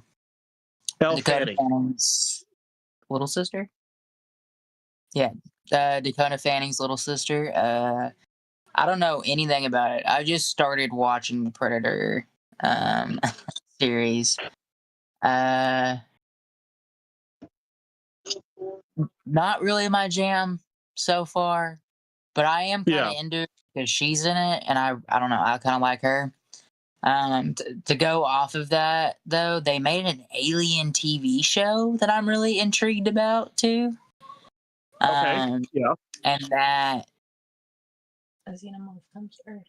a xenomorph comes to Earth, and it follows that Oh, in the TV show. So I've seen some of the trailers for that. It looks pretty good. It looks does pretty look decent. good from what I can see. So I don't know. Might check that out and let y'all know about that too. Okay. Yeah. Yeah. And if not us, let us know on Happy Ghost Reviews, because fuck, dude, that blog is awesome. I every post you've written so far, chef's kiss, phenomenal. Thank Okay. you. I was gonna go do the superhero shit, save the sports for last, but I can't do it. I can't hold my mouth shut anymore. Sports, sports, sports, sports, sports, sports, sports, sports ball, America. Fuck yeah. Let's get into it. The beginning of the NHL season, the end of the MLB season. We're 6 weeks in on the NFL season, and we're about to start the NBA season. We're in that time of year where all 4 major sports are playing at the same fucking time. Okay. It's a beautiful time of year if you're a sports fan. If you love all sports, it is a hell of a time of year because you got to keep up with 4 games at the same time. And I'm struggling with a baseball game on my wife's tablet, a hockey game on my big TV, and this podcast that I'm trying to give all of my attention to right now. It's hell fun. First and foremost, with the NFL, there's this guy. I think I've sent a video of his to both of you guys on TikTok. Probably. His name's Drew. He does these little skits about the NFL season, the games, and I fucking love them. I'm not a big football fan, but I love these skits. I followed this guy, and the biggest joke that he's made this season for it has become phenomenally known, and it's the quote, "And we're the Cleveland Browns." It's gotten so good and so viral that the Cleveland Browns TikTok page, the official Cleveland Browns TikTok page, has changed their bio to read, "And we're the Cleveland Browns." It has become a meme across TikTok, across Instagram. I mean, all social media. I've seen it all over the place. This guy is phenomenal. If you haven't checked him out, Drew, just look up Drew NFL skits. You'll find him, or look up "And we're the Cleveland Browns," and I'm sure you'll find him. They're great skits. I enjoy them wholeheartedly. Let's talk about the Savannah Bananas. Banana Ball has just introduced a brand new team. I am stoked about this team. This team did not used to be a Banana Ball team, and it was the last Negro Leagues baseball team to ever fucking exist. Indiana Clowns. This team, if it sounds familiar, you're probably thinking of Henry Hank Aaron. Got his start on this team. The home run god. Okay, I know his name is the home run king, No, Henry Hank Aaron is a home run god. All right, there's no one better than Henry Hank Aaron. Okay, not gonna fucking happen. Okay, and that's on. I have love for baseball. Okay, I've always loved baseball. Those stats. But yes, the Indiana Clowns or Indianapolis Clowns. I'm gonna look it up here in a second. They were originally founded in the late 1800s, early 1900s as a Negro League baseball team, and they were around until the 1980s when they officially folded. Couldn't get fans to go there anymore, and of course, baseball at that point in time was completely let's go. Oh. Sorry, Stars got one. But of course, baseball is fully integrated at this point in time. Segregation no longer a thing by the 80s. They're now joining Banana Ball, and I'm really excited about this because it brings a rich history that gets glazed over. When you talk about Major League Baseball, when you talk about the old days, I mean, within the next year, we're hoping to have a professional women's baseball league. Much like the professional women's hockey league, we're hoping to have a professional women's baseball league starting up this next spring of 2026. I'm really excited about that too, because the last time we had professional women's baseball was in the 40s during World War II. And that is another segment that gets glossed over when you talk about the greats of baseball. A lot of names get mixed in there, and these women don't get talked about. The ones that do were the ones that integrated from the Negro Leagues to the Major League Baseball. You got guys like Willie Mays, Jackie Robinson, guys like that. But there were great players in those leagues. So to have this team come from that league into Banana Ball with its rich history, staying humble, staying true, and playing on the same ballpark that the original team did play in when it came time for the end of the 80s. They're revitalizing the ballpark, from what I understand, to play there. It's going to be a lot of fun. I'm really excited about this. They do have another team that they're announcing soon, a second team to add, but I haven't heard anything about it. Yellow Tux Jesse is keeping it very much a secret until he announces it. So hopefully we get that announcement soon. On to Major League Baseball, though. We have some upsets in this World Series playoff run. Okay. First and foremost, there are 5 Major League Baseball teams yet to win the World Series. Just 5 left. San Diego Padres, the Seattle Mariners, the Milwaukee Brewers, Colorado Rockies, and the Tampa Bay Rays are the 5 teams left without a World Series win. Okay. That's important because at the beginning of this World Series run, the playoff run for this year,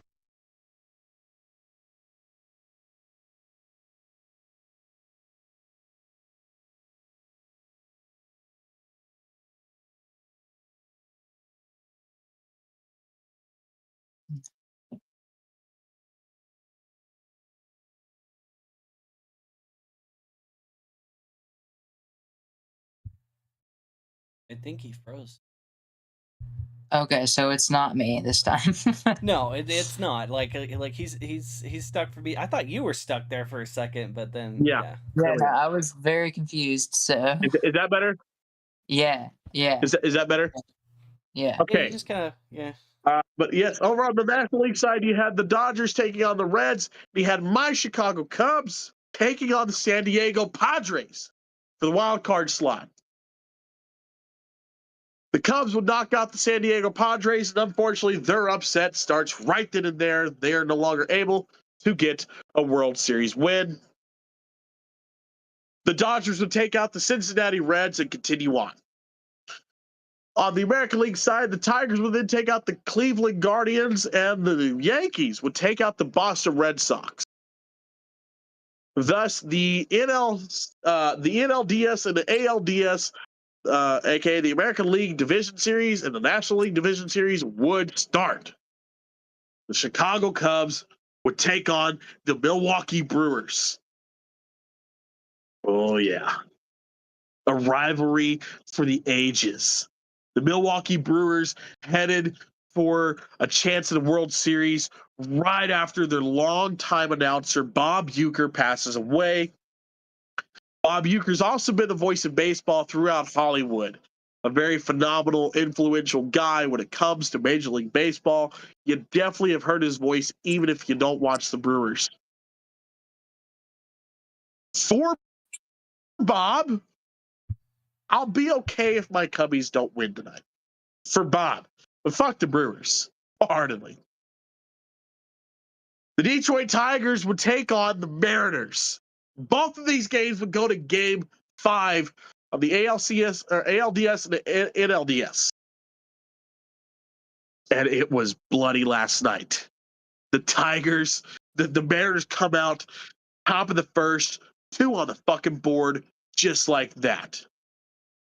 About halfway through the game, the Tigers would then tie up the fucking score around the 5th inning. And it stayed that way for 10 more innings. I'm telling you, we watched it. My roommate is a massive Mariners fan. She comes from Washington. The Mariners, their last chance at a World Series title was more than 20 years ago. It was 2001. This team without a World Series win, they're fighting hard, and I love to see it. The Toronto Blue Jays would take on, huh? I said that made me feel old, and that's a criminal offense. You're telling me, dude. You're telling me. Hell, you know, it's been 9 years since the Cubs won the World Series, and that feels like that was yesterday. 2016 was a couple years ago. No, it's 9. It was fucking 9. How about that? Stop talking to me. I know. I'm on thin ice. I get it. Toronto Blue Jays would take on the New York Yankees, and the Dodgers would take on the Phillies of Philadelphia. The Dodgers would upset the Phillies and continue on, and they're waiting to see who they're going to face in the NLCS. The ALCS is already set up. Seattle Mariners took out the Tigers last night in the 15th inning. But the Blue Jays, how the fuck did this happen? The joke of the MLB for years and years and years. The only major 4 sports team that Canada can fucking agree on. Okay, the entirety of Canada loves the Toronto Blue Jays. Upset the fucking Yankees to continue on to the American League Championship Series. A series they haven't seen since the fucking 90s. Hell, the Toronto Blue Jays have not won a World Series since 1993. Okay. When the fuck did this happen? How the fuck is last year? I don't know if you guys remember. Last year's World Series, the 2024 World Series, was played between the Los Angeles Dodgers and the New York Yankees. And both of those teams have not made massive roster changes, and they're back. They were back in the playoffs this year. Hell, I thought it was going to be a rematch. But the Blue Jays come out of fucking nowhere to have a phenomenal fucking year. Make it into the fucking playoffs without the wild card, mind you. And then fuck up one of the most seasoned, notoriously amazing teams in Major League Baseball, the New York Yankees, to continue on. And they'll be playing the Mariners in their 7-game series.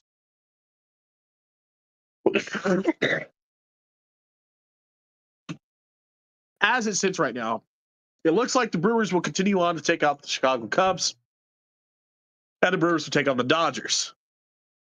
If that is the case, there's only one World Series matchup I'm looking to see. I want to see the Seattle Mariners take on the Milwaukee Brewers in the World Series should they beat my Cubbies. Because either way, a team that does not have a World Series is walking away with one. And those two teams deserve it more than anybody else on the board at this point in time. And I'll even say that against my Cubs. As much as I would love to see a fourth World Series win for my Chicago Cubs, the two teams that are left standing that don't have one yet deserve it more than anyone else. I've always been that guy when it comes down to it. Hell, in 2017, I was rooting for the Nationals. I really was. But unfortunately, it didn't happen. I went to the Astros. The Nationals had to wait a couple more years, but they finally got theirs. 2023, now again, they are my team, the Texas Rangers. We go to the World Series for their third World Series trip, first World Series win. Beautiful, phenomenal fucking thing. I cried. Here's a fucking joy. I got to share that moment with my daughter. It's phenomenal. So that's the matchup I want to see. Should the Brewers take out my Cubs? If the Brewers don't take out my Cubs, I don't give a fuck who's in the World Series. I just want the Cubs there. At that point in time, fuck them. It's the Cubs all the way. Let's get into hockey. The Stars. They are my team, but we've got a lot of news here with the Stars. First and foremost, for the first time ever in his tenured career in the NHL, captain of the Dallas Stars, number 14, Jamie Benn, has been listed on the long-term reserve list. For the first time ever in his career, dealing with the after effects of a collapsed lung and thus the surgery on to repair. We're starting the season without our captain. With this injury, I can definitely see that this is most definitely Ben's last season. I don't think he'd have another one in him past this. Not that I want to see him go, but at the same time, Ben, you've been phenomenal. We love you, dude. Number 14 will hang in the rafters for you, regardless. I know it. And I don't want to see him go as a fan, as a Mike Modano fan. Okay, I have always adored Mike Modano as a hockey player. He is the last guy on the current Stars team to have played with Mike Modano. Was in his rookie year that he played with Mike Modano, so he wasn't around long with Modano, but he played with him. So to see Ben leave the ice is going to be the true end of the Modano era and a new start for the Stars entirely. Not something that I want to see, but at the same time, it's going to happen eventually. Times do have to change, and that C has to go on somebody else's chest. If so, I would say Wyatt Johnston, personally. Make Wyatt Johnston our new franchise player. He's young yet, but he is phenomenal. And I believe he's got the leading capability to do something with these Stars. We've got a new head coach. Hell, we've got damn near a whole new coaching staff. But Glenn Glutzen, you motherfucker. I'm going off of the first game of the season this year against the Winnipeg Jets. Now, again, they were a formidable enemy in the playoffs this previous year. They hadn't had a lot of roster moves. So we're pretty much facing the same Winnipeg Jets team this year. However, a 5-1 lead all the way up until the third fucking period. And the game ends 5-4. Check yourself, coach. Check yourself. Pete DeBoer might have not gotten us past the Western Conference Finals, but at least he didn't blow a fucking lead like that. Just saying. Okay. We had some very big upsets here in the NHL, though. Let's see. The first games of the season looked a lot like this. Bruins took on the Blackhawks to win 4-3 in overtime. The New York Rangers would take on the Buffalo Sabres for the Battle of New York with a 4-0 win over the Sabres. The Canadiens of Montreal would take on the Detroit Red Wings to have a 5-1 final. The Ottawa Senators would take on the Tampa Bay Lightning to have a 5-4 final score. The Panthers would take on the Flyers to have a 2-1 score. The Penguins took on the New York Islanders to have a 4-3 win. The Canes upset the New Jersey Devils 6-3. The Wild, this one's pretty good. I like this one. The Wild against the St. Louis Blues 5-0 victory. It's crazy.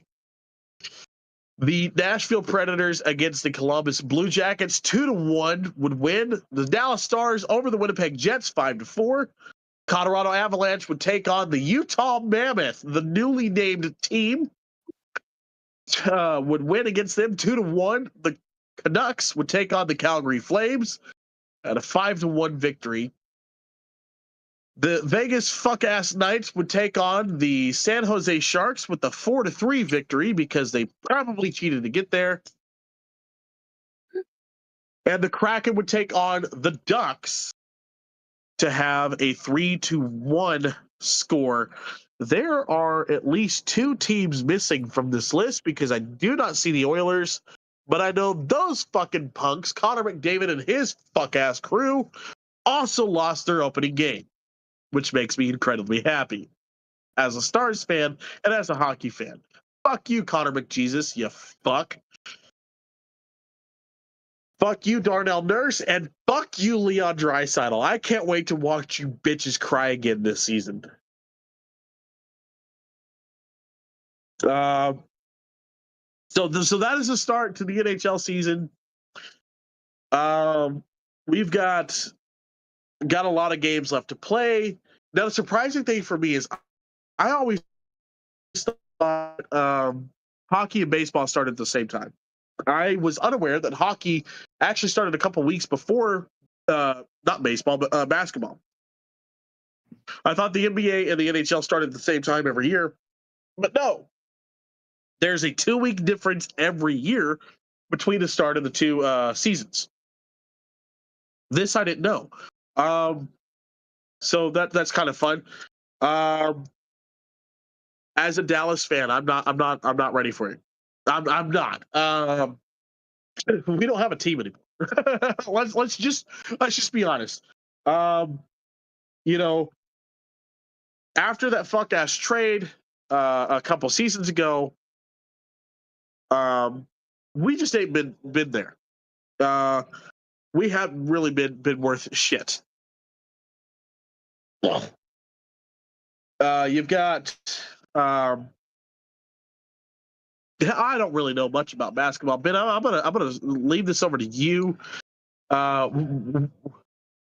Beginning of the season hasn't started yet. Who's your picks for the NBA Finals? Who do you think is gonna blow us out of the water this year? Dude, I don't know. I'm not even remotely in basketball right now either.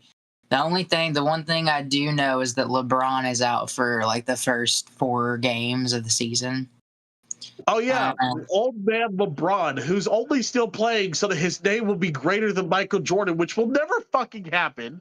Okay. Yeah, because Michael Jordan wouldn't have gotten taken out by sciatica.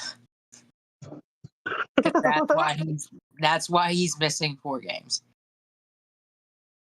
It's sciatica. LeBron, hang up the laces, okay? First and foremost, okay? You're not Gordie Howe. You are not the Gordie Howe of the NBA. You're not the dude that's going to play 40, 50 fucking years in the NBA. It's just not going to fucking happen for you. First and foremost, okay? You've got, what, 20 years in the NBA at this point in time? Okay, yeah, you have a fucking phenomenal career. Let's look at it, all right? I'm not your biggest fucking fan. Matter of fact, I can't stand you, LeBron. I really do not like you. You're an arrogant prick, if you ask me. Are you good at basketball? Sure, you used to be. You used to be damn good at basketball. Your name used to be worth something. Okay, but you let the money get to your head. You let the championships get to your head. You let everything go to your fucking head, and it turned you into a different fucking person. You haven't played the same since 2010, motherfucker. Okay? Pretty much. It's time. It's time. Your son is playing on the same team as you. That's how old you are. Okay? Now I get it. It's cool. Okay, it's cool. Don't get me wrong. We've seen it all across the 4 major sports. Hell, I love to see it when Ken Griffey Sr. and Ken Griffey Jr. were playing on the Seattle Mariners, and you get them back-to-back fucking hits. Senior goes around the bases first, followed right in behind Junior. It was a beautiful fucking thing. When Gordie Howe was playing on a fucking Detroit Red Wings, and you'd see his son, Mark Howe, on the Flyers, and the two teams would play each other. And you'd just see a father and son playing against each other on NHL ice. It was a beautiful fucking thing. Watching you with your son, giving him the tips and tricks on the court is really cool. Hell, Bronny even reminds me of a younger you back when you were a decent fucking player, a decent human being. Okay? But it's sciatica, dude. It's only going to get worse from here. It's only going to get worse from here. It's time. I'm not the biggest LeBron fan, but his career is you can't deny it. Is he? Do I believe he's one of the greats? Sure, one of the greatest of all time. No, nowhere close to that title. No. Above him for that title is Larry Bird, Magic Johnson, Michael Jordan, and I can list you about 20 fucking more guys before I'd put LeBron on the greatest of all time list. But he's definitely one of the greats. I'm not going to deny his talent. Okay, I'm not going to deny his career. I'm not going to deny his championships. Whether it was for the Miami Heat, the Lakers, or any of the other teams that he might have played for. I can't think of any if he did any other teams. But Cleveland. Right. Whatever team it was, you put up numbers.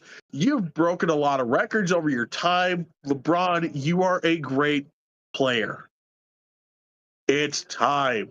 Every great player has to hang it up eventually. Every great player has to take off that jersey one last fucking time. Fucking Troy Aikman did it. Emmitt Smith did it.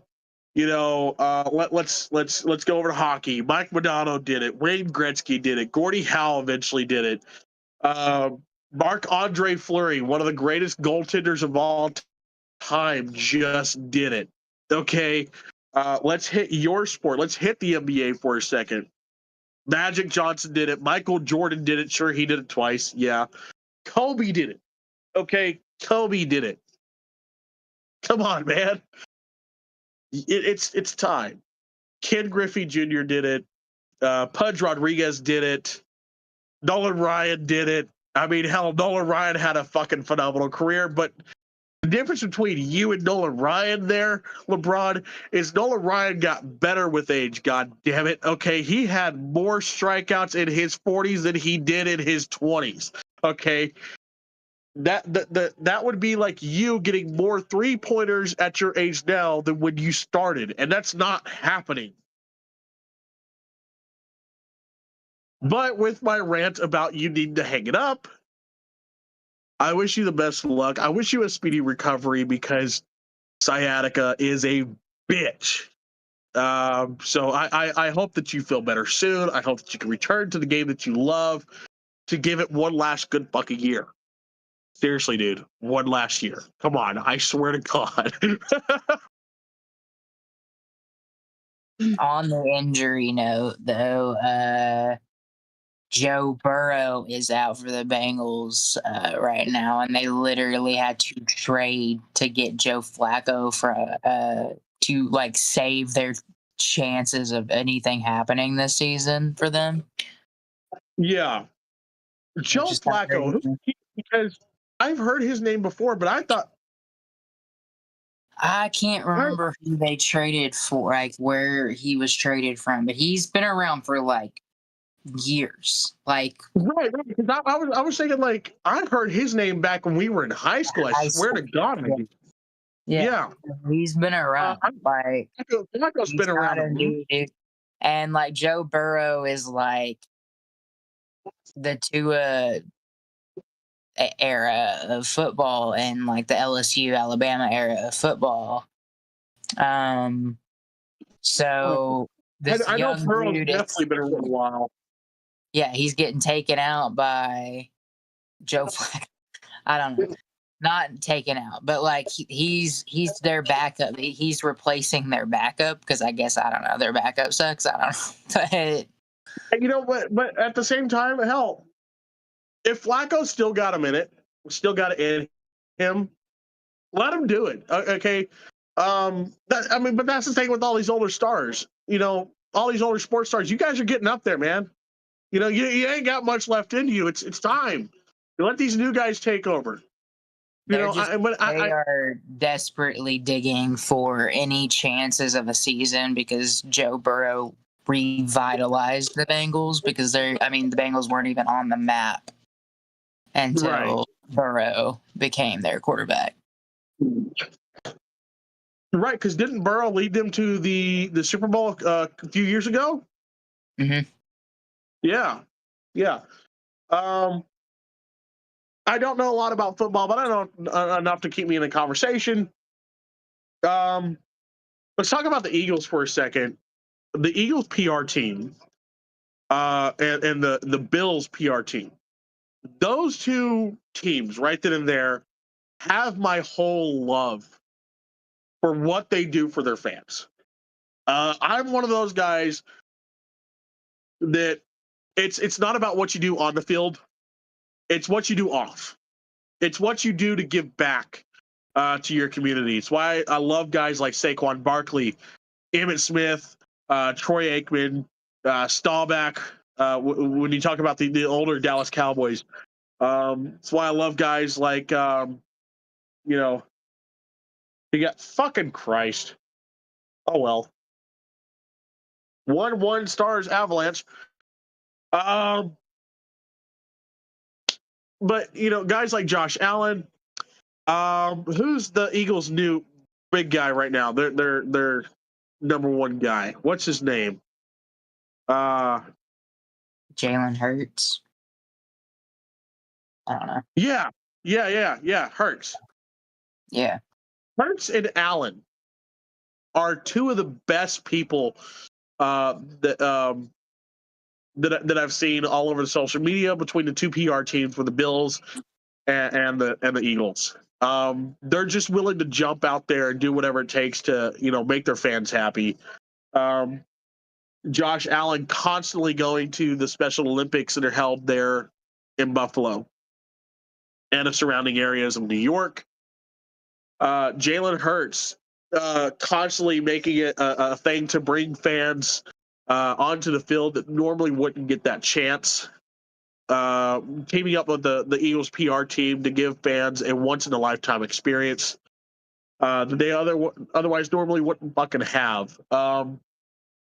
There was a video I saw the other day that the Eagles PR team put out. This grandfather in his 70s has been a diehard Eagles fan his entire life. Hasn't ever really been able to go to a game. And his family made a post saying they were taking him for his birthday to an Eagles game this season. The Eagles PR team got a hold of it. And they asked him who his favorite player was for the Eagles. He said Saquon Barkley. Unfortunately, Barkley couldn't meet him, but the PR team had Barkley make a video specifically for him And when they got to the game, they gave him a bag of goodies and field passes before the game to enjoy a little bit of time on the field before the game, getting signatures, meeting some of the players during warm-up practices. And I saw this 70-year-old man turn into like a 10-year-old kid again. You see him jump up and down with joy when he gets these passes. And it's so great to see that this guy is still such a kid when it comes to his favorite team and getting gifted something so amazing. It's why I love things like this. It's why I love seeing these types of stories. Earlier this season, you had the Houston Astros, my hated rival, did a gender reveal for their fans during a game. And it was really cool. They gave the player that took the swing even autographed and gave them the bat that he swung and did the gender reveal with to the parents of this new baby boy that they're either going to have or have had at this point in time. It's been some time since that happened. It's those stories that I just absolutely love. Because it's connecting to the fans. It's one thing to make us happy when you take us to the finals for whatever it is, whether it's the World Series, the Stanley Cup, the Super Bowl, or the NBA Finals, and you bring that trophy home to us. It's one thing to do that. Yay, we're excited, we're happy. We get to wear the gear that says we're the best of the fucking best of our league. But it's another when we get to meet you guys and get the time to to talk to y'all and get that one-on-one interaction. Like that. Ben, John, you guys know the story. I haven't really told it to a lot of people, but Mike Madonna. I actually have Mike Madonna's phone number in my phone, which is really fucking surreal. I am holding on to a gift that Mike Madonna has given to Ben for his birthday this year. That is severely late, and I'm sorry, buddy, but I'd rather give it to you in person to make sure it gets in your hands and not stolen off your porch. I was given a gift by Mike Madonna for my birthday this year, and it all started with a conversation at a grocery store. He was in town to go over. This was right before he gets a statue. They're doing meetings about his statue. I happen to be working, and I'm wearing my Stars hat, and this is right after a devastating fucking loss. And this guy comes up, and my back's to him, and he goes, "Man, it's good to see a Stars fan supporting even after that loss last night." I was like, well, you can't just support your team when they win, because then you're just a bandwagon and you're not a real fan. You got to love them even after the devastating losses, or you're not really there when they win. We continue our conversation with my back turned to this guy. I have no idea who the hell I'm talking to until eventually I turn around and I see it is the man, the myth, the legend, the all-time greatest goal-scoring American-born player, Mike Madonna, with about 50 records to his name that are yet to be unbroken in the NHL still. And we just continue to have conversations over the weeks that he keeps coming in. And eventually I got his phone number. And it's really cool to say that. And it's really surreal to say that I could call up Mike Madonna and be like, hey, what are you doing tonight?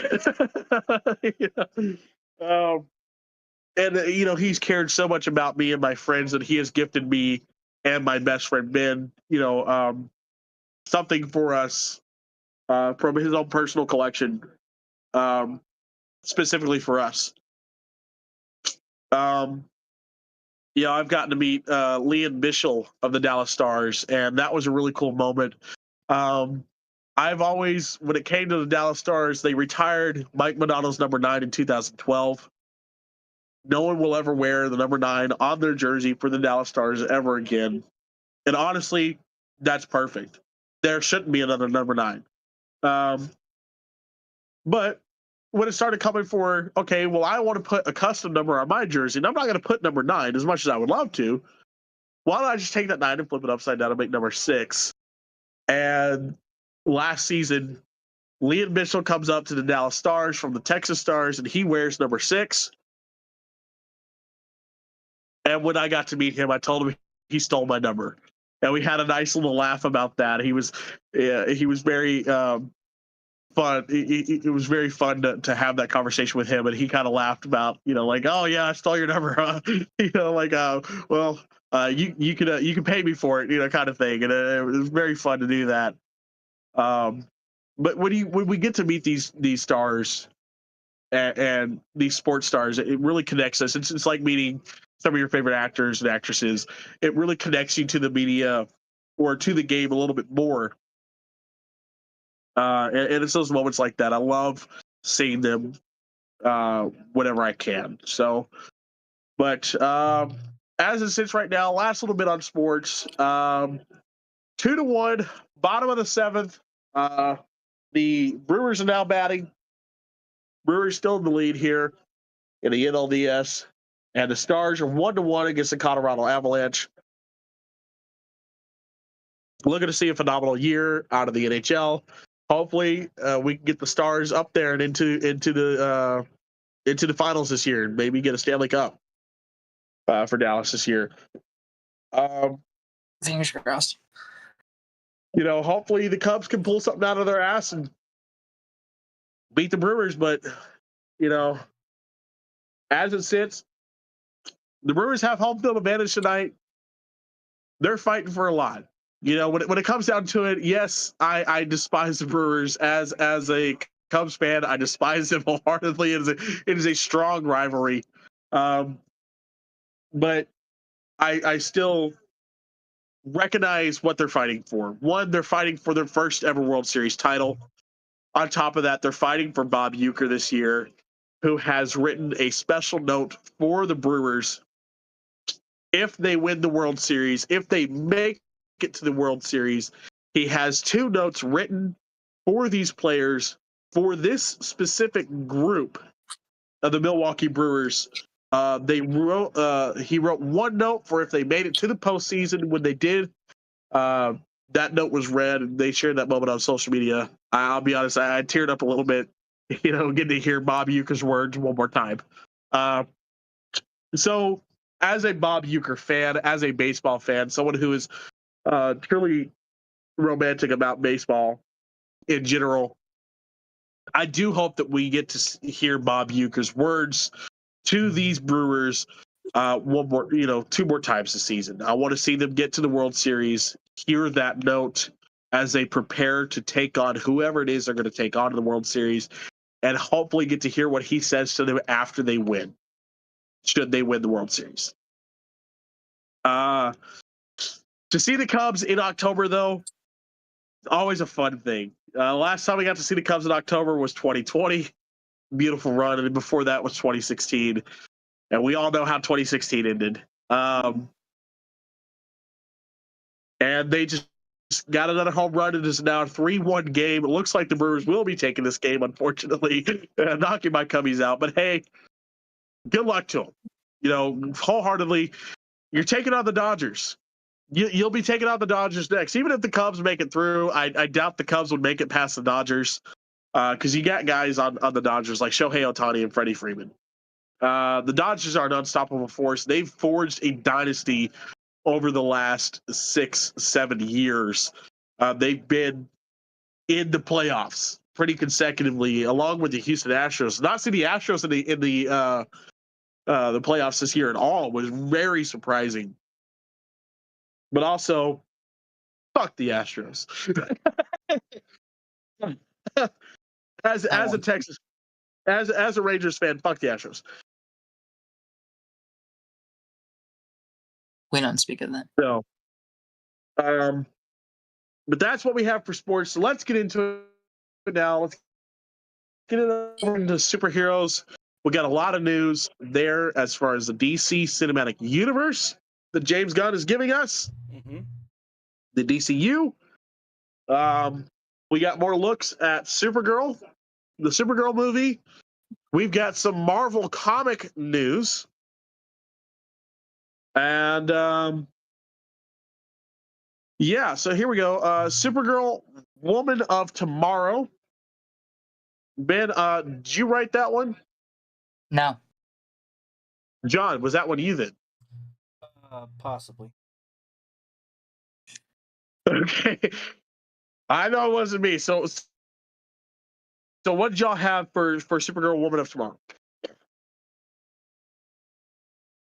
I haven't heard any updates, so what y'all have is news to me. Yeah, I haven't heard any updates either. I just kind of suggested it because I'm like, oh, Chris would probably know something. Well, I don't have any real updates yet, other than they've started the filming on it. I believe the actress's name is Millie. Millie Alcock. Yeah. Yeah, she is phenomenal.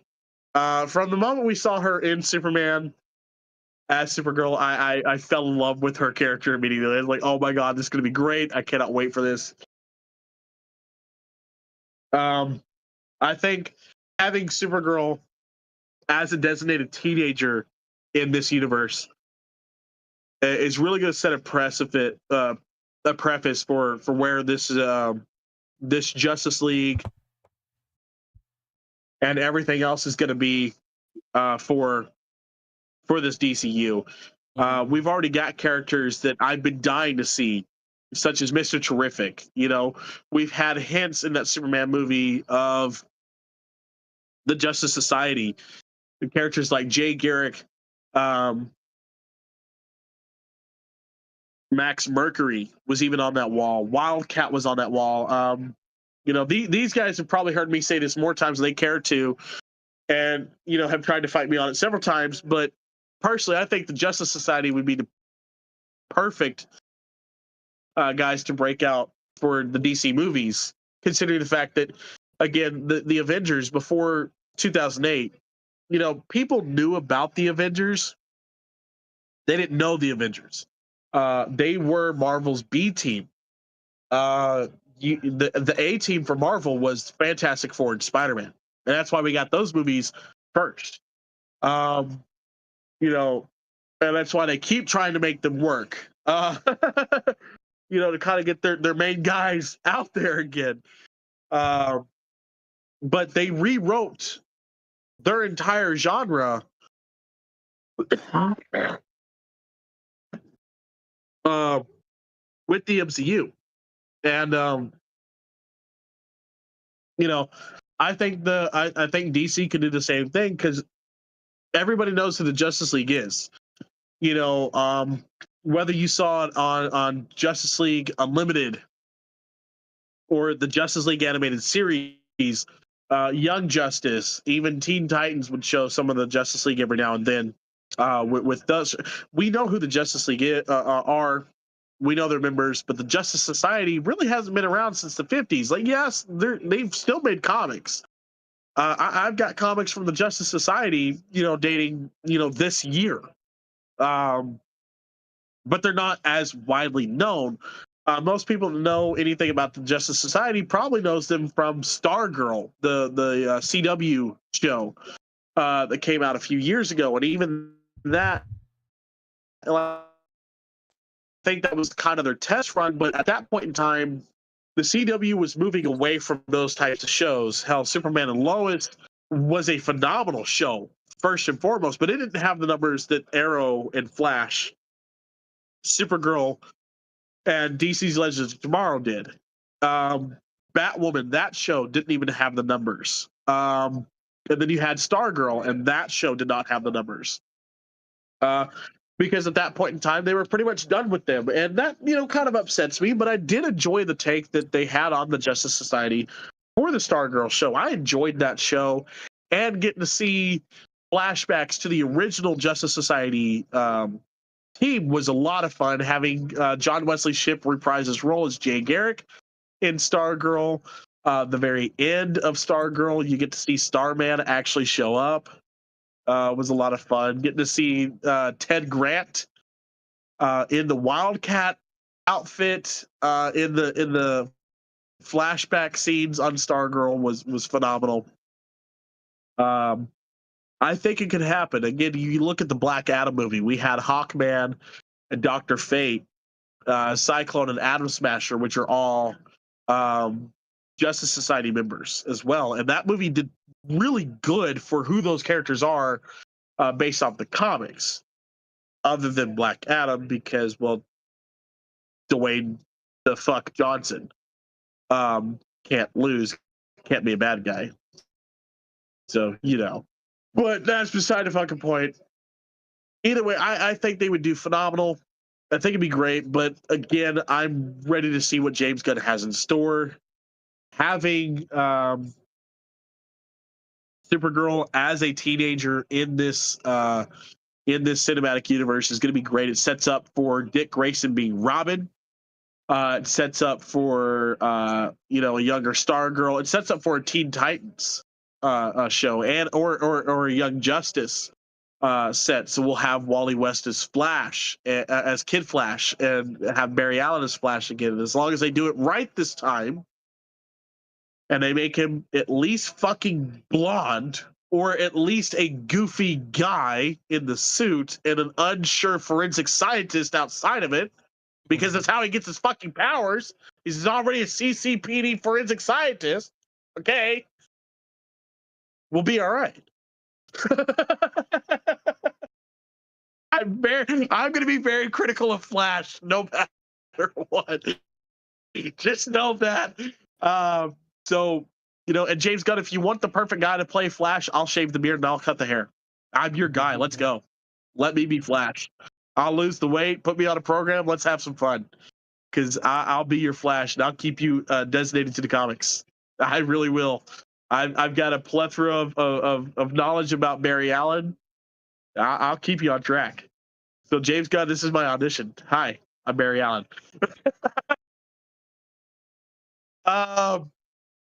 Let's head over to the Marvel Comics, though. The longest running Spider-Man comics coming to an end. Ultimate Spider-Man is coming to an end by Hickman. This hurts a little bit. I'm not gonna lie. Reading that fucking stings. That is the longest running Spider-Man comics. Has the most of who those comics are responsible for the majority of who we know as Spider-Man in the comics realm. A lot of new takes there that are fresh and new that you don't really get to see a lot of. Yeah. But he did, I don't know, he did say that it was planned to end here. Like, it wasn't out of lack of interest. It was just time. It was just how he planned to wrap up the series. And I kind of love that. I love that he got to that point, bare minimum. Yeah. Because I mean, this happens a lot in comics, anyways. I mean, you look at it. There came a time where Jay Garrick was no longer the Flash, and it went to Barry Allen. That happened in 1956. And then there came a time where Barry Allen was no longer the Flash, and it was Wally West. There came a time where Bruce Wayne was no longer Batman, and it was Dick Grayson. Or even Bruce Wayne was no longer Batman, and it was Terry McGinnis. And I know that's more or less switching a character versus ending a comic stream, but that happened because they ended the comics with those characters as that, that hero. It happens a lot, but to see it, see this one come to an end is, it's an end of an era for sure. Ultimate Spider-Man, probably my favorite version of all Spider-Man comics. We've gotten some of our best Spider-Man villains came from this run of comics, and some of our best Spider-Man team-ups came from this run of the Spider-Man comics. So thank you, Hickman, for the Ultimate Spider-Man run.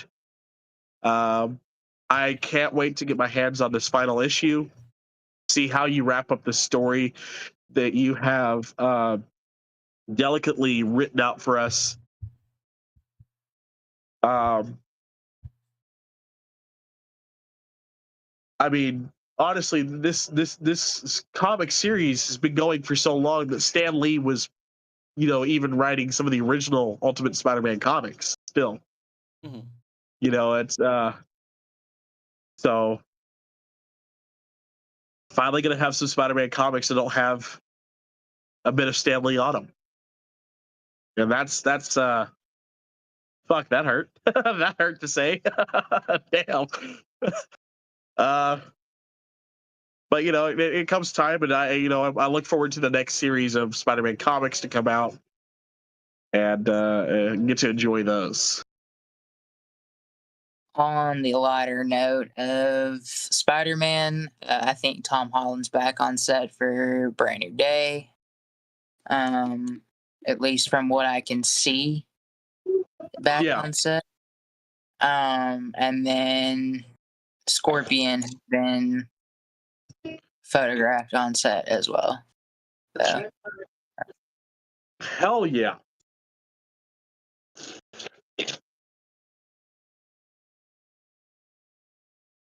Well, when it comes to Tom Holland, I hope he's gotten his rest. I hope that he's well enough to do this. Again, Tom, we don't want you to push yourself, buddy. We really don't. As much as we want to see this movie, as much as we need it to come out, we're ready for it. We don't want to see you hurt yourself and push yourself too far to where this is your last one. We want more with you. At least I do. I am enjoying Tom Holland as Spider-Man. I have from the start, and I'm really excited for this because this is Spider-Man on his own. This is Spider-Man without the Justice or without without the Avengers. Spider-Man without Iron Man. So, Oh my god. I have to into the sticky fly trap in the laundry. I'm sorry, baby. You should go wash your hair. But I'm sorry. Go wash your hair and wash your hands. Stop touching your hair and go wash your fucking hands and hair. Jesus Christ. Sorry, she tried to like throw her hair around in the laundry room and it hit one of those little thingies. Yeah. rip. Yeah. But no, I want to see this film so bad. I really do, but I don't want to see Tom Holland push himself. Like I said, I'm enjoying this, and I can't wait to see where this story takes us with Tom Holland's Spider-Man, with his version of Peter Parker. So probably I'm not touching your hair. Go wash it. Someone's in the bathroom.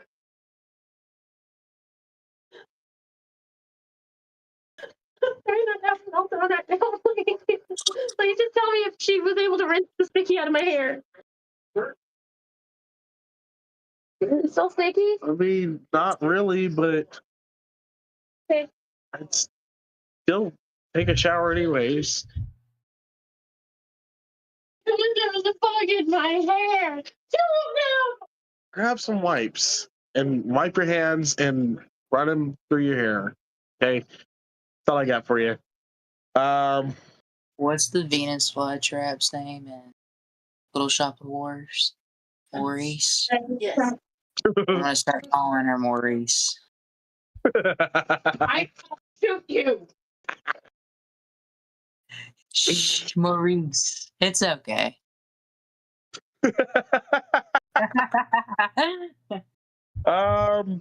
Let's see. Last little bit that we have. Before we get to the final bit, Ben, you put California ads law limiting noise on ad commercials on streaming services. Yes. Okay. They're on to Okay. something. So California is passing like they already have a law on their like regular cable TV that during like the nighttime their ads have to be lower volume. Now they're doing it on streaming services because I'm tired of getting woken up at like George Lopez style for like political ads. Political ads, I see the beef for. Yeah. But Like I'm it's also fine the with being nostalgia. George Lopez in my sleep, but when it becomes the ads waking me up, I'm pissed. Like, Well, I mean, yes and no, because it adds the nostalgia of and for 1999. yeah, if it was that, maybe, but like it's not. Right. It's political ads and hemorrhoid cream. I don't know, like. And we'll be right back after this. Did you know Donald J. Trump did this? Shut the fuck up. Lower your voice. No, I didn't know he did that, and I don't want to know. Yeah, no, but I think they're on to something. And I think we should implement that nationwide. I think so too. I mean, honestly, And I think we need to regulate. I think we need to regulate sounds on TV in general. Because I mean, okay, let's go back to 2008 real quick. Do you remember the Dark Knight series of movies? Batman, I'm really cool. Explosion, explosion, explosion. And then we're gonna go back to talking like this because I'm Batman. No, fuck that shit. No, it all needs to be the same fucking, Yeah. No, for real. It's a big thing when we're like watching movies at night. It's like I just like sit there with the remote in my hand, lowering like adjusting the sound as we watch. No, they're on to something for real. Like lower the volume at night. And I've been having a conspiracy that they've been doing it without me noticing it for like a while. I'm not we're just crazy. gonna ease everybody into this. But yeah, no, they're onto something. I fully support this. What else do we have? All right. Second period, 2 minutes, 13 seconds left. The Stars and Avalanche are tied 2-2. The NLDS game between the Cubs and the Brewers is on break, but the last score I saw was 3-1. Looks like we're headed to the top of the ninth. This is it for the Cubs. So thank you, Cubbies, for a phenomenal year. Guys, just keep playing the way that you have been all season this year. Pick some better guys up. Get a pitching team. Get a fucking pitching team because your pitchers aren't fucking there for the Cubs. That's what's really killing them. Their batters are there. They got Ian Happ, Pete Crow Armstrong, Dansby Swanson, Matt Shaw, Kyle Tucker. You got some phenomenal fucking batters in your outfield, but you have no pitching staff for the Cubs. And I think that's what killed us in the series. Because even the two games that I watched them win, it was hell and high water to get those to get those wins because our pitchers just aren't fucking there. But again, that's the end of it. Let's see. Osborne coming home on Peacock. The documentary. If you're an Ozzy Osbourne fan, I am. I know Chris is. We are very into Ozzy, so I will be watching the documentary. But it's coming to Peacock. I don't know when, but at some point soon. That. On Ozzy, I don't know if you guys have, but I've been watching Youngblood's podcast. I watched an episode of a podcast with Youngblood on it, but I don't know that I watched a Youngblood podcast. It might not be his podcast. It might be one that he's on. Okay, gotcha. But I saw him talking to Ozzy's son. Yeah, but I saw an episode where he talked to Ozzy's son in depth about what Ozzy meant to the both of them and how Youngblood's been catching a lot of flack lately about his relationship with Ozzy and how it seemed very just, now that Ozzy's gone, he's just going to try to take his shit and make it his. And I remember, Ozzy's son was like, but we know that's not what it is at all. We know that's just how you're remembering him. That's who Dad was to you. You're more you're as much his son as I am. You know, with how you and Dad, you know, came about each other. And honestly, if I catch anybody talking shit about Youngblood when it comes to Ozzy Osbourne, fuck you, okay? Because it wasn't like that. You know, Youngblood had a true. I mean, from the very start of Youngblood's career, you could see Ozzy Osbourne written all over him. You know, and when Ozzy found him, the first words out of Ozzy's mouth is, "He reminds me of me when I was his age." I mean, down to the Yeah. things they eat backstage, down to the movies they watch, everything about them is very one and the same. Like, if they do a biopic and they don't cast Youngblood, I will be devastated. Like, Honest to God. real talk. Honest to God. But watching those two guys talk about Ozzy Osbourne and talking about what he meant to both of them as a mentor, as a father-like figure, as an artist to artist, and then as a father, as the Prince of Darkness, you know, and then you know who he meant, who he was to the world. It's it was a beautiful episode. I mean, I can't tell you how many times I teared up watching the damn thing. But I mean, again, you can just tell Youngblood has so much love in his heart for Ozzy Osbourne, and everything that he's doing now is, honest to God, tributes, a way of honoring him and keeping him alive. I mean, ever since, there's always going to be those haters that are going to hate on yeah, it for no reason because he's so young. He could never be an Ozzy fan. He could never be a true Ozzy fan. I lived it. yeah, Quit gatekeeping and allow others to be a part of the love. Like, yeah. Well, there it is. The Cubs are going back to Chicago. Their season is done. The Milwaukee Brewers win 3-1 at the top of the ninth. They're in Milwaukee to continue on to the NLCS, take on the Dodgers. Good luck to the Brewers. Bob Uecker has got a lot to do with your guys' win. I know he's out there playing with you guys. Good luck. Truly, I hope you guys take it. If there's anybody I want to win a World Series this year, it's you guys or the Mariners. The two teams that truly deserve it. Damn, that sucks. That sucks. But at least I got to see the Cubbies in October. All right. I still got to see them in October. They're still in Cubbies, but yeah. Okay. Get that out of my system.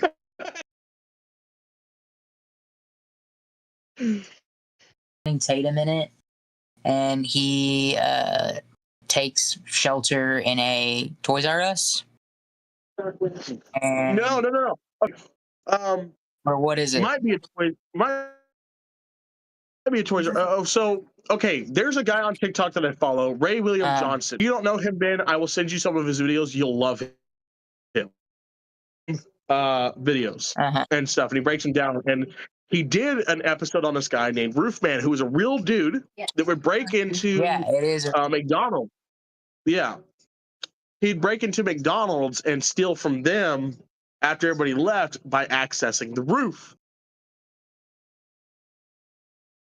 And he did other businesses. His biggest hits were McDonald's. This movie isn't a Toys R Us. It is a Toys R Us. Okay. But I do think that they took from that story. They did. So from what I understand, Ray William Johnson was contacted to help create and write for this story based off of the real events that he knew about this guy after he did his episode on him. So he's had some contact in it. Honestly, I didn't think about it when I read the name just now, but now that I know that that's what this is about, yeah, I'm really excited to see this. I think it's going to be really fun. Yeah. The fact that this is real, you know, is a real thing that really happened, is quite honest to God, just mind-boggling that someone would try this, and it's not an old thing either. It's not I mean, sure, yeah, I guess 20 years ago because it's in the early 2000s, but for me, that's not that old. For me, it's not 20 years ago. It's like, a few years ago. That's like 5 years ago. But,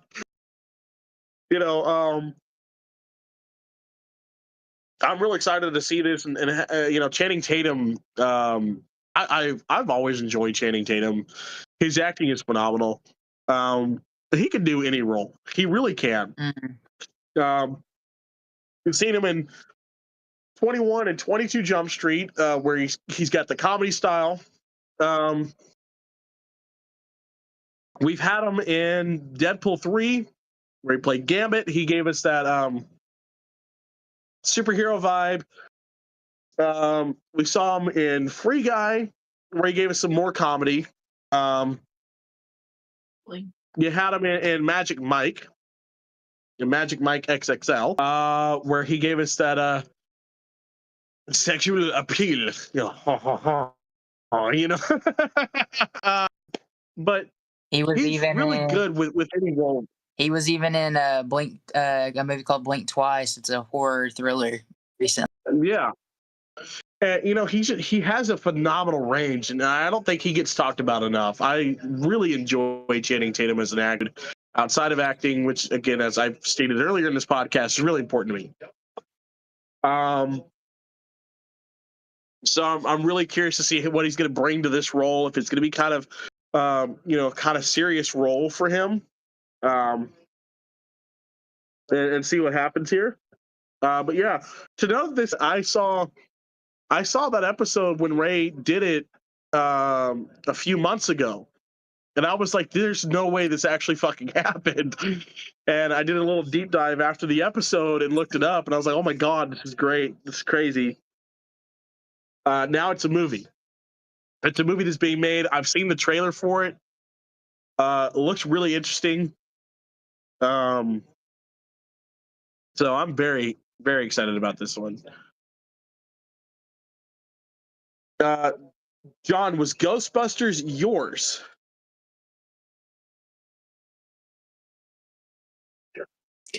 Dude. How do you not remember what you put? Because I am exhausted. I'm No, pretty sure I I'm get like it. 90% sure I didn't put down Ghostbusters. Someone put down Ghostbusters, and it wasn't me, and it wasn't Chris. So I don't know why. I don't know. Fuck it. It's Anyway. Yeah. Anyway, Ghostbusters is great. I don't think. Let's see. The original films, phenomenal. Love them. Yeah. Dan Aykroyd, Ernie, what's his name? Bill Murray, and I can't remember his name, but the guy that played Igor. Those two films are great. Then they did the remake with an all-women crew, and that one just bombed. And no hate to that movie. I think it's a pretty good movie, but it just didn't capture the Ghostbusters spirit, and I think that's why it failed. Because Ghostbusters has a definite feel to it, and that movie just kind of made it a comedy more than what Ghostbusters truly has a feel for. But it's still a really good film.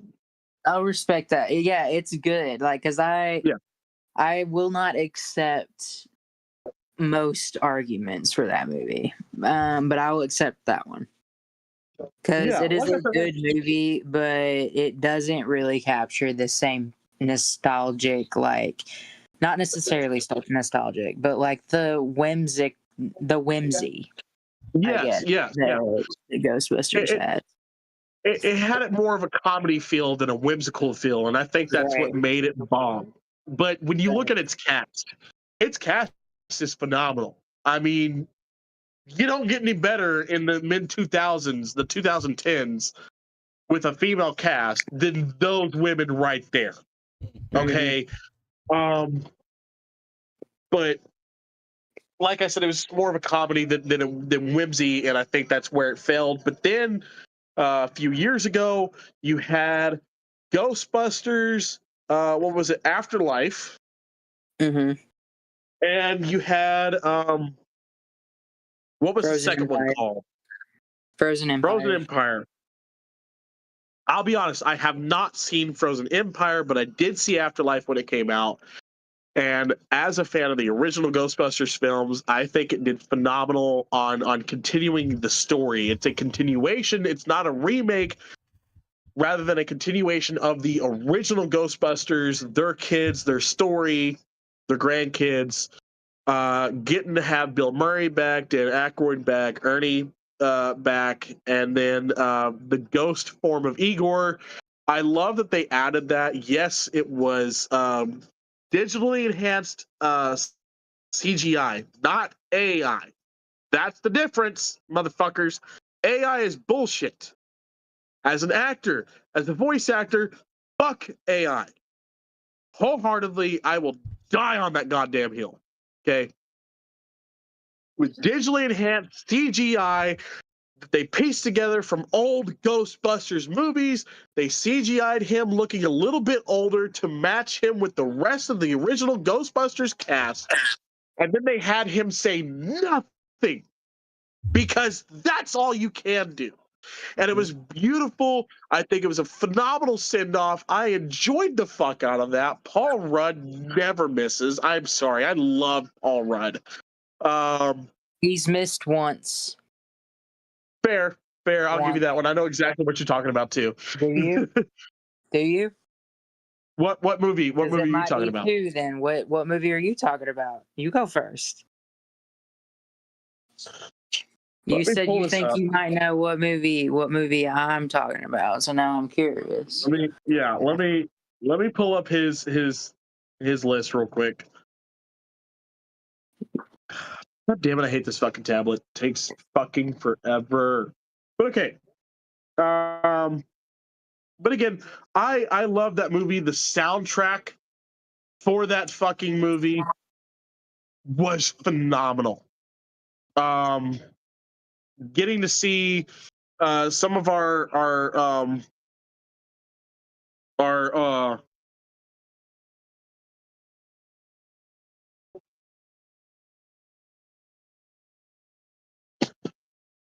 getting to see some of the original villains back, the demon dogs coming back. What was a lot of fun. The Stay Puft Marshmallow guys coming back. That was a lot of fun, and their mischief. And I will say, while you're looking up Paul Rudd and his cast or his IMDb or whatever, I have seen Frozen Empire. It's not as good as Afterlife, for sure. But it's still pretty good. It just didn't catch me as much, I guess. But it still has the same feel to it. Like, it still matches the feel. It's just not, I don't know. The plot line just didn't catch me as much as as Afterlife, I will say. Fair enough, yeah. Like I said, I heard about it coming out, and then I didn't hear a lot about it afterwards. I just haven't taken the time to watch it because there's been so much else that's come out. Plus, I feel like Afterlife could have stood on its own. I think Afterlife really could have stood on its own, and it should have stood on its own. But I understand you get a box office hit based off of a series that was already a series people really love. You want to try to do it again, but you want to focus on your new group rather than the old group. We've seen that time and time again throughout a lot of these remakes that have been happening. So the Paul Rudd movie that I believe you might be talking about that he missed in, I would say was probably Dinner for Schmucks. Nope. No, okay. What is your Paul Rudd miss then? Curse of Michael Myers. Oh fuck, that's right. Yeah. The one where Michael has a weird incestuous relationship with his niece and Yeah. has some weird love child baby, and Yeah. Paul Rudd plays Tommy. Yeah, no, not it. We just watched that the other day. It took us pausing and taking days in between to get through that movie. Jesus fucking Christ, that's horrid. And I love Michael Myers. Yeah. But no, again, I enjoy a lot of Paul Rudd's works, though. I really do. But yeah, you know, I think Afterlife really should have just stood on its own, though. I think it was a beautiful ending to the original Ghostbusters story, with just enough that, you know, hey, you know, that second after credit scene probably is what got me the most, where you see Ecto-1 going across the Brooklyn Bridge and arriving there at Station 9. As a firefighter and as someone who knows the history behind FDNY Station 9, not just for Ghostbusters but the entirety of that station, I think it's beautiful that movie did bring that station back and has saved it. It is now a fully functioning FDNY station yet again, and I enjoy that. And they have Ghostbusters memorabilia there. You can take a tour of the station and see all the fun stuff from Ghostbusters, from the original 2 to Afterlife. I'm not sure if Frozen Empire has any. Like I said, I haven't seen it, so I'm not sure if they stage anything in Station 9. But yeah, it did bring Station 9 back to FDNY, and again, it is a fully functioning station again. It is a real station. And I love that. Let's end it here, though. We're going to do... I know we had some D&D stuff. We could wait we had Ray if we wanted to, since... Right, yeah. We have a game. And then before we get to this game, though, hold on. It's like my turn. I just read it. Swifties are hating the Swift right now? Yes, dude. Yeah, I added that in. The new album is like making... I feel like the Swifties are like starting to like turn against Swift now. Heard the lyrics, right? You've heard the lyrics to Mean, right? Because it's just her. Because it's just now her. Got you. What she's become. I don't think I have. Hold on. But okay. She also sampled I Want You Back from the Jackson 5. And another person. And another artist's song that she didn't ask permission for. They're suing. Damn. What else?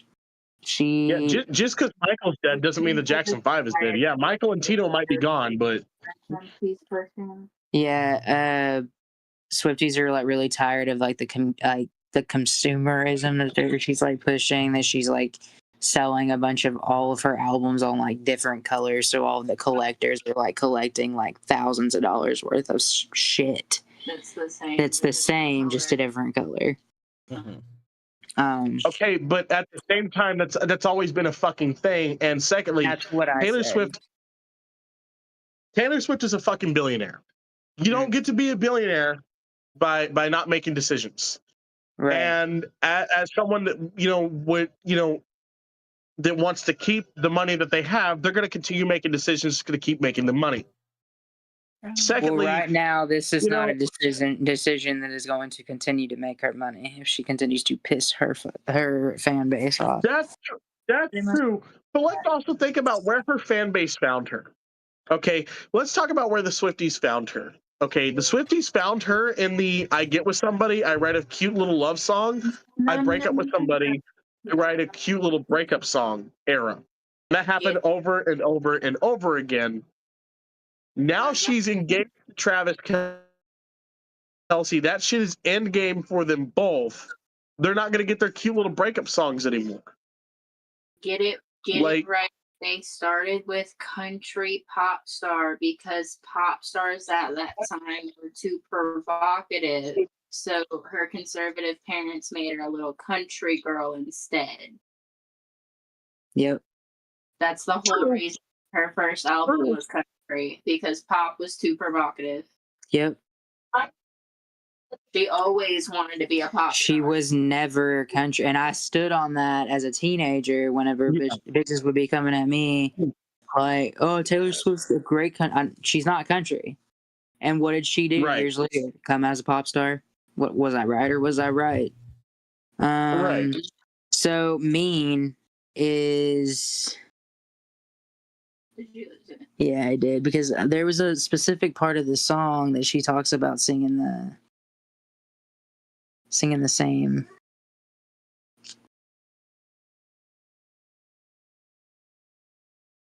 Stop it. It's right in with that.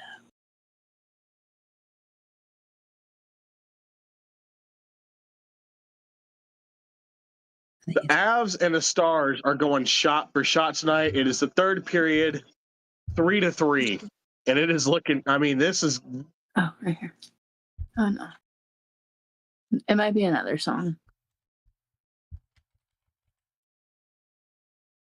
Okay. One part of the song is I can see you years from now in a bar talking over a football game, but nobody is listening, washed up and ranting about the same old bitter things. So she's literally just becoming. Yeah, she literally just calls herself out in a song like years prior. And then lyrics, Yeah. something singing the same damn thing, Yeah. which is funny with your eras too. Yeah, and there's another song where she says something, singing the same damn things, which is funny with her Eras tour where she's singing the same damn things. Everything. Yeah. So, Re-releasing. yeah, and re-releasing the like her Taylor versions, blah, blah, blah, blah, which, yeah, again, we get that. We get wanting to get your bread, but like, yeah, it is a little odd. Well. Yeah, it did not age well. That bit you in the ass, didn't it? But yeah, no, that's really all I got. She just All right, well, starting to seem more and more like a sellout. And it's inevitable. I mean, everybody becomes a sellout at one point in time. You know, at some point, every major pop star, sports star, actor becomes a sellout at one point or another. I wouldn't say sellout. Maybe maybe have a fall from grace. Like, That's true. Yeah. there's always a moment. Like, I mean, Morgan Wallen's not necessarily a sellout, but he did have a fall from grace. You know, Right. like, Yeah. so it's one of the two. You're either gonna have some sort of fall from grace, or you're gonna be this. Yeah. So, all right. All Are right. you ready for this Let's game? get into our very first game. I'm so excited for this. Okay. So rules are as follows. There are 20 people in Hollywood that we are going to list, and there are 10 of each in each category. For confirmed people that have smoked the devil's lettuce upon the red carpets or have been caught on cam or anything, and speculated and what you think, if it's a yes or a no. So Okay. what's our John, you first ready one? for this? I suppose.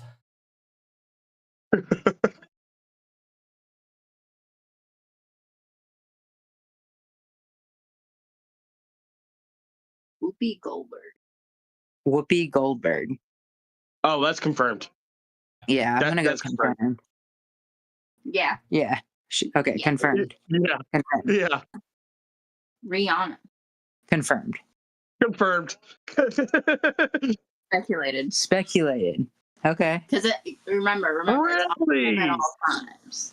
Okay, it's gotta be on them at all times. Sorry. Okay. So then, with that being said, then yeah, I would have gone second. Yeah. She's obviously a stoner. Yeah, she's But obviously a stoner, but she's a mom, so I can see it. Yeah, that's fair. That's fair. Hugh Jackman. Speculative. I'm gonna go speculative. I can't answer this one, I know. John, what do you got? Hugh Jackman. I could see it, but I can't see it at the time. Maybe We're going. Yeah, we're going speculative. Confirmed. Confirmed. No shit. Confirmed. When Deadpool God. and Wolverine released, he released a whole battery smoke line. Yeah. All right, Wolverine, get it then. Yeah. I was like, pop off, dude. Who's our next one? Robert Patterson. Robert Pattinson. Oh, that's confirmed. Yeah, That's confirmed. confirmed. It's gotta be. That one is actually only speculation based on the fact that he hid his vape in his bat belt on set. That's right. It was a vape. It was a Nick vape. It wasn't confirmed to be a card. Fuck. Yeah. I was sure about that one too.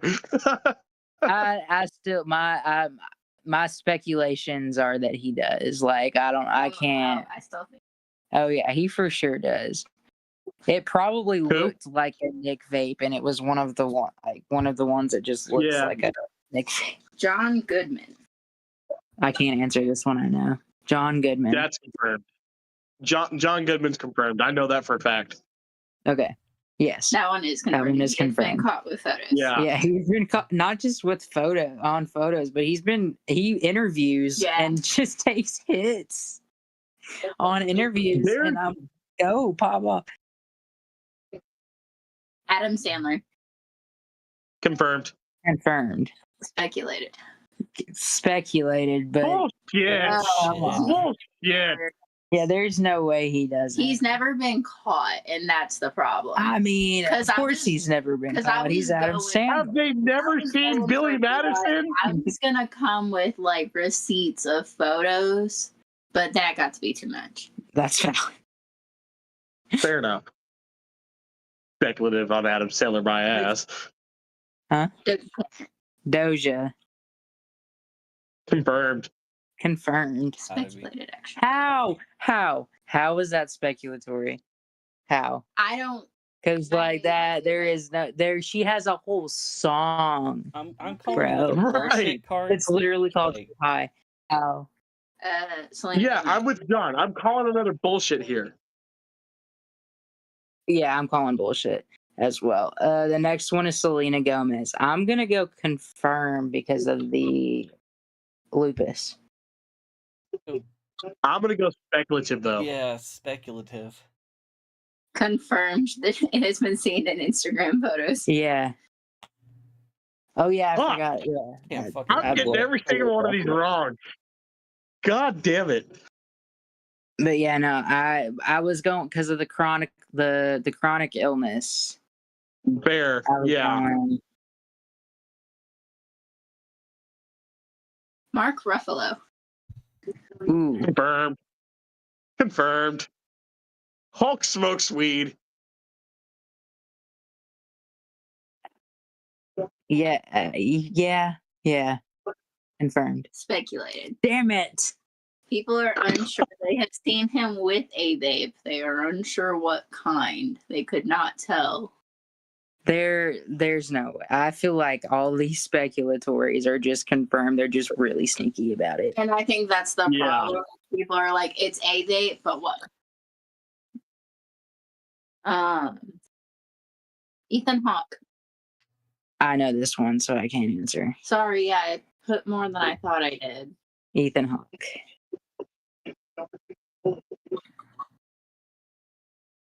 I want to say confirmed, but I've been wrong every fucking time, so I'm going speculative. Yeah. Well, I would. Confirmed. Wrong every fucking time. Yeah, Confirmed. sounds about right. And like looking at his daughter, because his daughter is Maya Hawke, Robin from Stranger Things. Yeah. That makes sense. Yeah, it just makes sense. Joey King. Joey King. Gypsy Rose.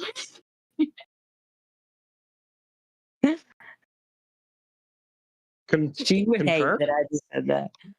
I'm gonna get canceled by Joey King. Or Gypsy. Or Gypsy. Because Shit. Gypsy has mad beef with Joey King. Oh because of fuck X. yeah. Gypsy Rose might kill me. Oh shit.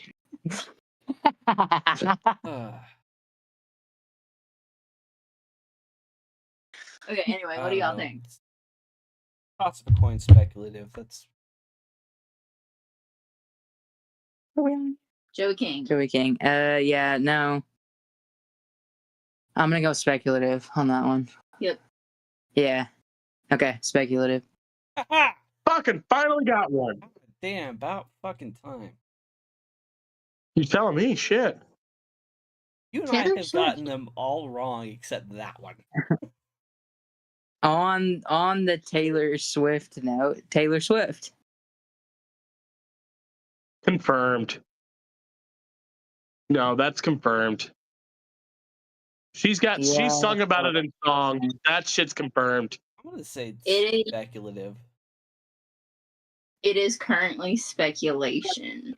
Currently speculation, but I feel like I think she smokes a little bit of weed. yeah, I don't think she's like a full and that's where I'm at with her is like I think that again it's do they have it with them at all times? Are they a perpetual smoker? Are they hitting it on the red carpet? Yeah, are they about to take a rip? Or are they about to go hide in the Oscars bathroom and take blinker hits, you know? That's what the game is. That's what the game is. Fair enough. And I don't think Taylor's hiding in the Grammys bathroom taking blinkers. So yeah, I'm gonna go speculative Right. for sure. I think she's a pass around a pretty girl blunt. Yeah, I think she's a social smoker for sure. Yeah. The Weeknd.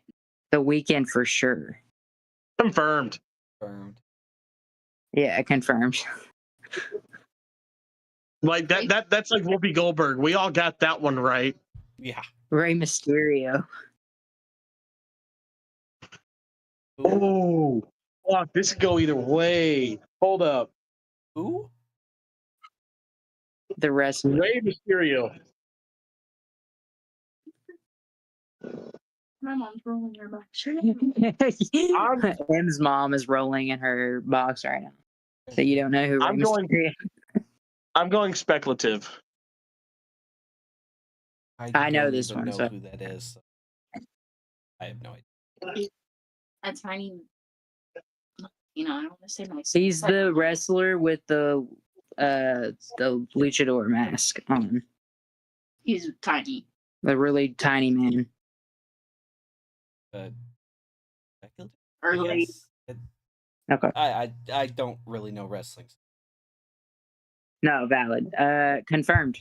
He went to go sign somebody's thing or something. He went to that- give an autograph. Yeah, he went to give an autograph and he pulled out his dab pen instead of a Sharpie. That tracks. Yeah.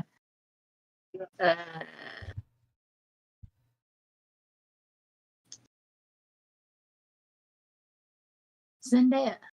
Zendaya. They speculative. I'm gonna go confirmed. I'm going confirmed on her. I think I'm gonna go confirm too. Speculative. Damn, go John. I'm gonna try to I'm get gonna start saying the opposite of what I truly think. Fuck it. Okay, there's only a couple of more that I know, so she's gonna get through those next. Okay, Stephen King. Stephen King. confirmed. Confirmed. Yeah, Yeah. he's been caught in photos. Yeah. He's been caught in photos. He don't give a. You know, he does it. Stephen Read King his books. Sarah Paulson. Sarah Paulson. Confirmed. Yeah. She has Confirmed. actually gotten a red carpet strike for having that thing on her. Yeah, she's gotten a red carpet strike. That's greatness. Yeah, pop off. Seth Rogen. Confirmed. Seth That's not a Rogen fucking confirmed. question. It is only speculated. That Bull- motherfucker. Bullshit. Oh shit! You gotta remember Bullshit. how acceptable drinking is, though, and he's a drinker too. I don't give a fuck. He's taking blame. I think he's getting blasted before and then getting blasted drunkly. I mean, maybe. I don't know. My MGK. original stance of bullshit is Yeah, bullshit still I stands. still stand on it. MGK. Yeah, confirmed. I feel like confirmed. confirmed. Speculated. What the fuck? This game's not fun anymore. I have one more for you guys. Sarah Silverman. She is The comedian. Yeah. Confirmed. Now. That's confirmed. I know It's gotta that. be. Yes. Yeah. She was doing a what's in my bag and didn't realize she had it in her bag and got in trouble. Oh fuck. She runs in the same circles as Seth Rogen and Adam Sandler, first and foremost. So like, Proof is in the pudding. That means that's Was confirmed. just going off of graphic evidence so I could come with receipts. None of That those means receipts. Exo facto. all I gotta do is look up Seth Rogen and hit images, and I can show you a fucking image of him smoking pot. Seth Rogen literally has a Yeah, but- weed company but where is he he makes making that fucking pottery, content? lazy Yeah, Susan. that's Now they were the And that speculative Some is the biggest case of bullshit I've ever like. Yeah, no, that's I don't know. I'm still going on the. Are they okay, likely to? Like, would Oh, they? I for guess sure. you know that's where my I struggle think- is. 100%. real toxics. Oh, hang on there first. I can see Reasoning. Seth Rogen most definitely on the red carpet going, hey, you want to hit? All right, dude. Real toxies. I'm mad at the amount of people who said Pete Davidson Yeah. because he's sober. Mm. Like so. Yeah, he sobered up. But yeah, we're gonna get to the mental health part of this. I want to talk about an organization for those of you that have served our country or our communities. 22 a day, also known as 22 Kill. Very good organization for you guys to reach out to. First responders, military. That is your organization. It's built around the 22 suicides a day, which that number has gotten a lot higher in previous years.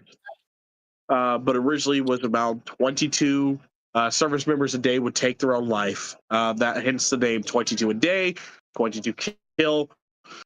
They're wanting to get rid of that number, lower that number, get it under that 22, get it to 0. Mental health is fucking important. This one hits hard for me this week. I have been dealing with a lot of PTSD this week. It's been hitting all sides of me. Haven't really been able to focus at work. I've taken days off of work this week to, kind of get myself right. I've been looking for help out here in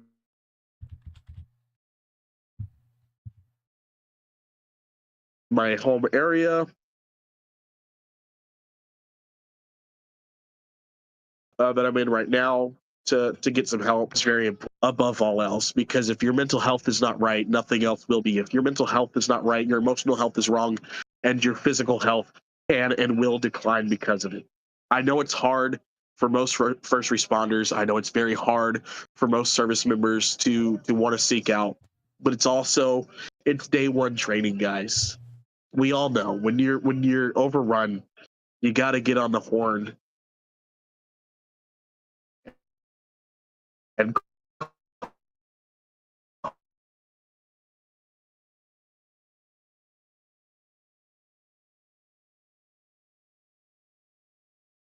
Is he frozen again?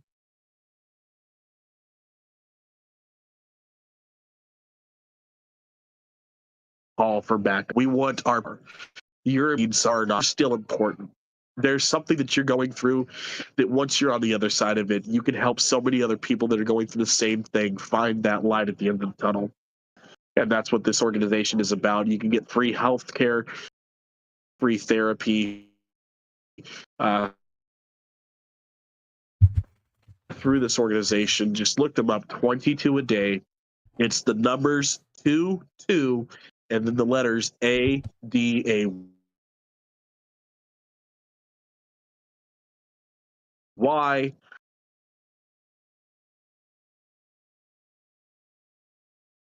Lives first responders. There are several other organizations out there for everyone else. There are other organizations, of course, for military first responders as well. Just do some basic research for yourselves. Get yourself right. Make sure that you can focus. Make sure you can get through the day.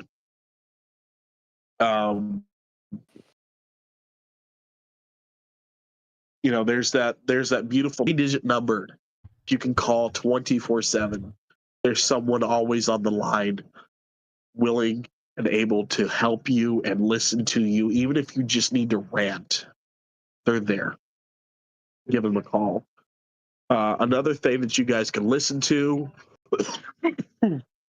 Mel Robbins, Dr. Ellen Langer podcast, Healing the Mind with the Body. Ben, I'm guessing that was yours, right? Yeah, it was me. Very good podcast, honestly. Mel Robbins does a lot of self-help books already. If you don't know who Mel Robbins is, and then Dr. Ellen Langer is a psychiatrist, and she did an episode about removing the boundary between your body and your mind, and that was really beneficial. And like that mindfulness isn't just meditation, and kind of shows you how to just be mindful in your everyday life rather than just setting aside to like that's not being mindful, that's doing something to gain mindfulness, I guess is what she put it as. But something that if mental health is on the rocks for me, something that I've been looking for is something to do or something to listen to in those aspects, and self-help podcasts do sometimes help. So maybe that one is one to check out. And they talk about if you struggle with chronic pain, they talk about chronic illnesses. I struggle with chronic pain, so that was a nice one to hear them talk about, that regardless of your body, if your mind, like if you put your mind to it, I guess, I don't know. Sometimes it sounds cheesy, but sometimes it helps. And again, mental health is so broad. It's like physical health. It's like emotional health. It's not everything's going to work for everybody. You're going to have to do some work in this. It's not just going to come easy. It's not going to be a free one cure fixes all kind of thing. You're going to have to figure out what works for you, what doesn't work for you. But it's very important. We want you here. Nerdstown that's exactly what it is. It's a town, and we want as many of you as we can get, and we'd like to keep you around when we get here, when you do get here. Whether you're into superheroes, whether you're into sci-fi, whether you're into horror, you like films, you like TV, you just like pop culture in general, you're a sports guy, whatever it is, tabletop games, we've got a place for you to come and stay and enjoy. And we'd love to have you here. That's what this is about. This is about finding like-minded people and finding ourselves within what we love to do and love to talk about. So always remember, you guys have a place here, and we're always around for you guys to talk to. My TikTok and my Instagram are under the same name, The Guy That Cosplays. Very simple. It doesn't get any simpler than that. Find me, reach out to me, message me.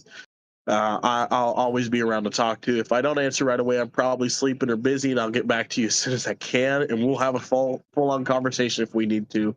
Rant, rave, do whatever you need to when you talk to me. But I'm here for you guys. So, with that, I'm ending it here, guys. I am stepping off. We've had a 3-hour podcast. I told you guys it's gonna be a long one. So if you made it this far, put Go Stars in the chat. If you didn't, fuck you. Kidding. But no, Go Stars. We are sitting 4-4, 6 minutes left in the third against the Colorado Avalanche tonight.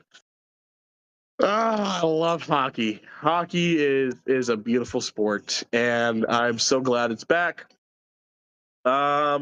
Next up on John's YouTube page, though, for those of you that are here on John's YouTube, come back Wednesday for the Cosplay Confederation. Then join us the very next day on Thursday. Me and John's 2 captains, 1 pod. We'll be talking about the Orville. Yeah, a Star Trek podcast talking about a Star Trek adjacent show. And we'll be getting into why we're talking about that on that podcast episode. So if you're interested, come stop by on Thursday at 7 p.m. Central Standard Time. Mountain Time, that'll be 6 p.m. Yep. And then next Saturday, we'll be back again with another episode, some more pop culture news, maybe doing a deep dive into a vetted series of movies. Maybe we might get into, start getting into the more nerdy things about being a nerd. So, yep, come back next Saturday. We'll see you guys there, and be on the lookout for more Happy Ghost reviews. That blog that Ben is running, it is a phenomenal blog. Beautiful pieces done lovingly with film and TV knowledge in mind. This guy knows what he's talking about, or he wouldn't be here. Check out John's Theta Squad. We're still looking for voice actors for Hawk, so come on in, join the Discord. We haven't closed the audition yet, so hey, you might get shot. This is your Mayor Nerdstown, and I'm signing off for the night.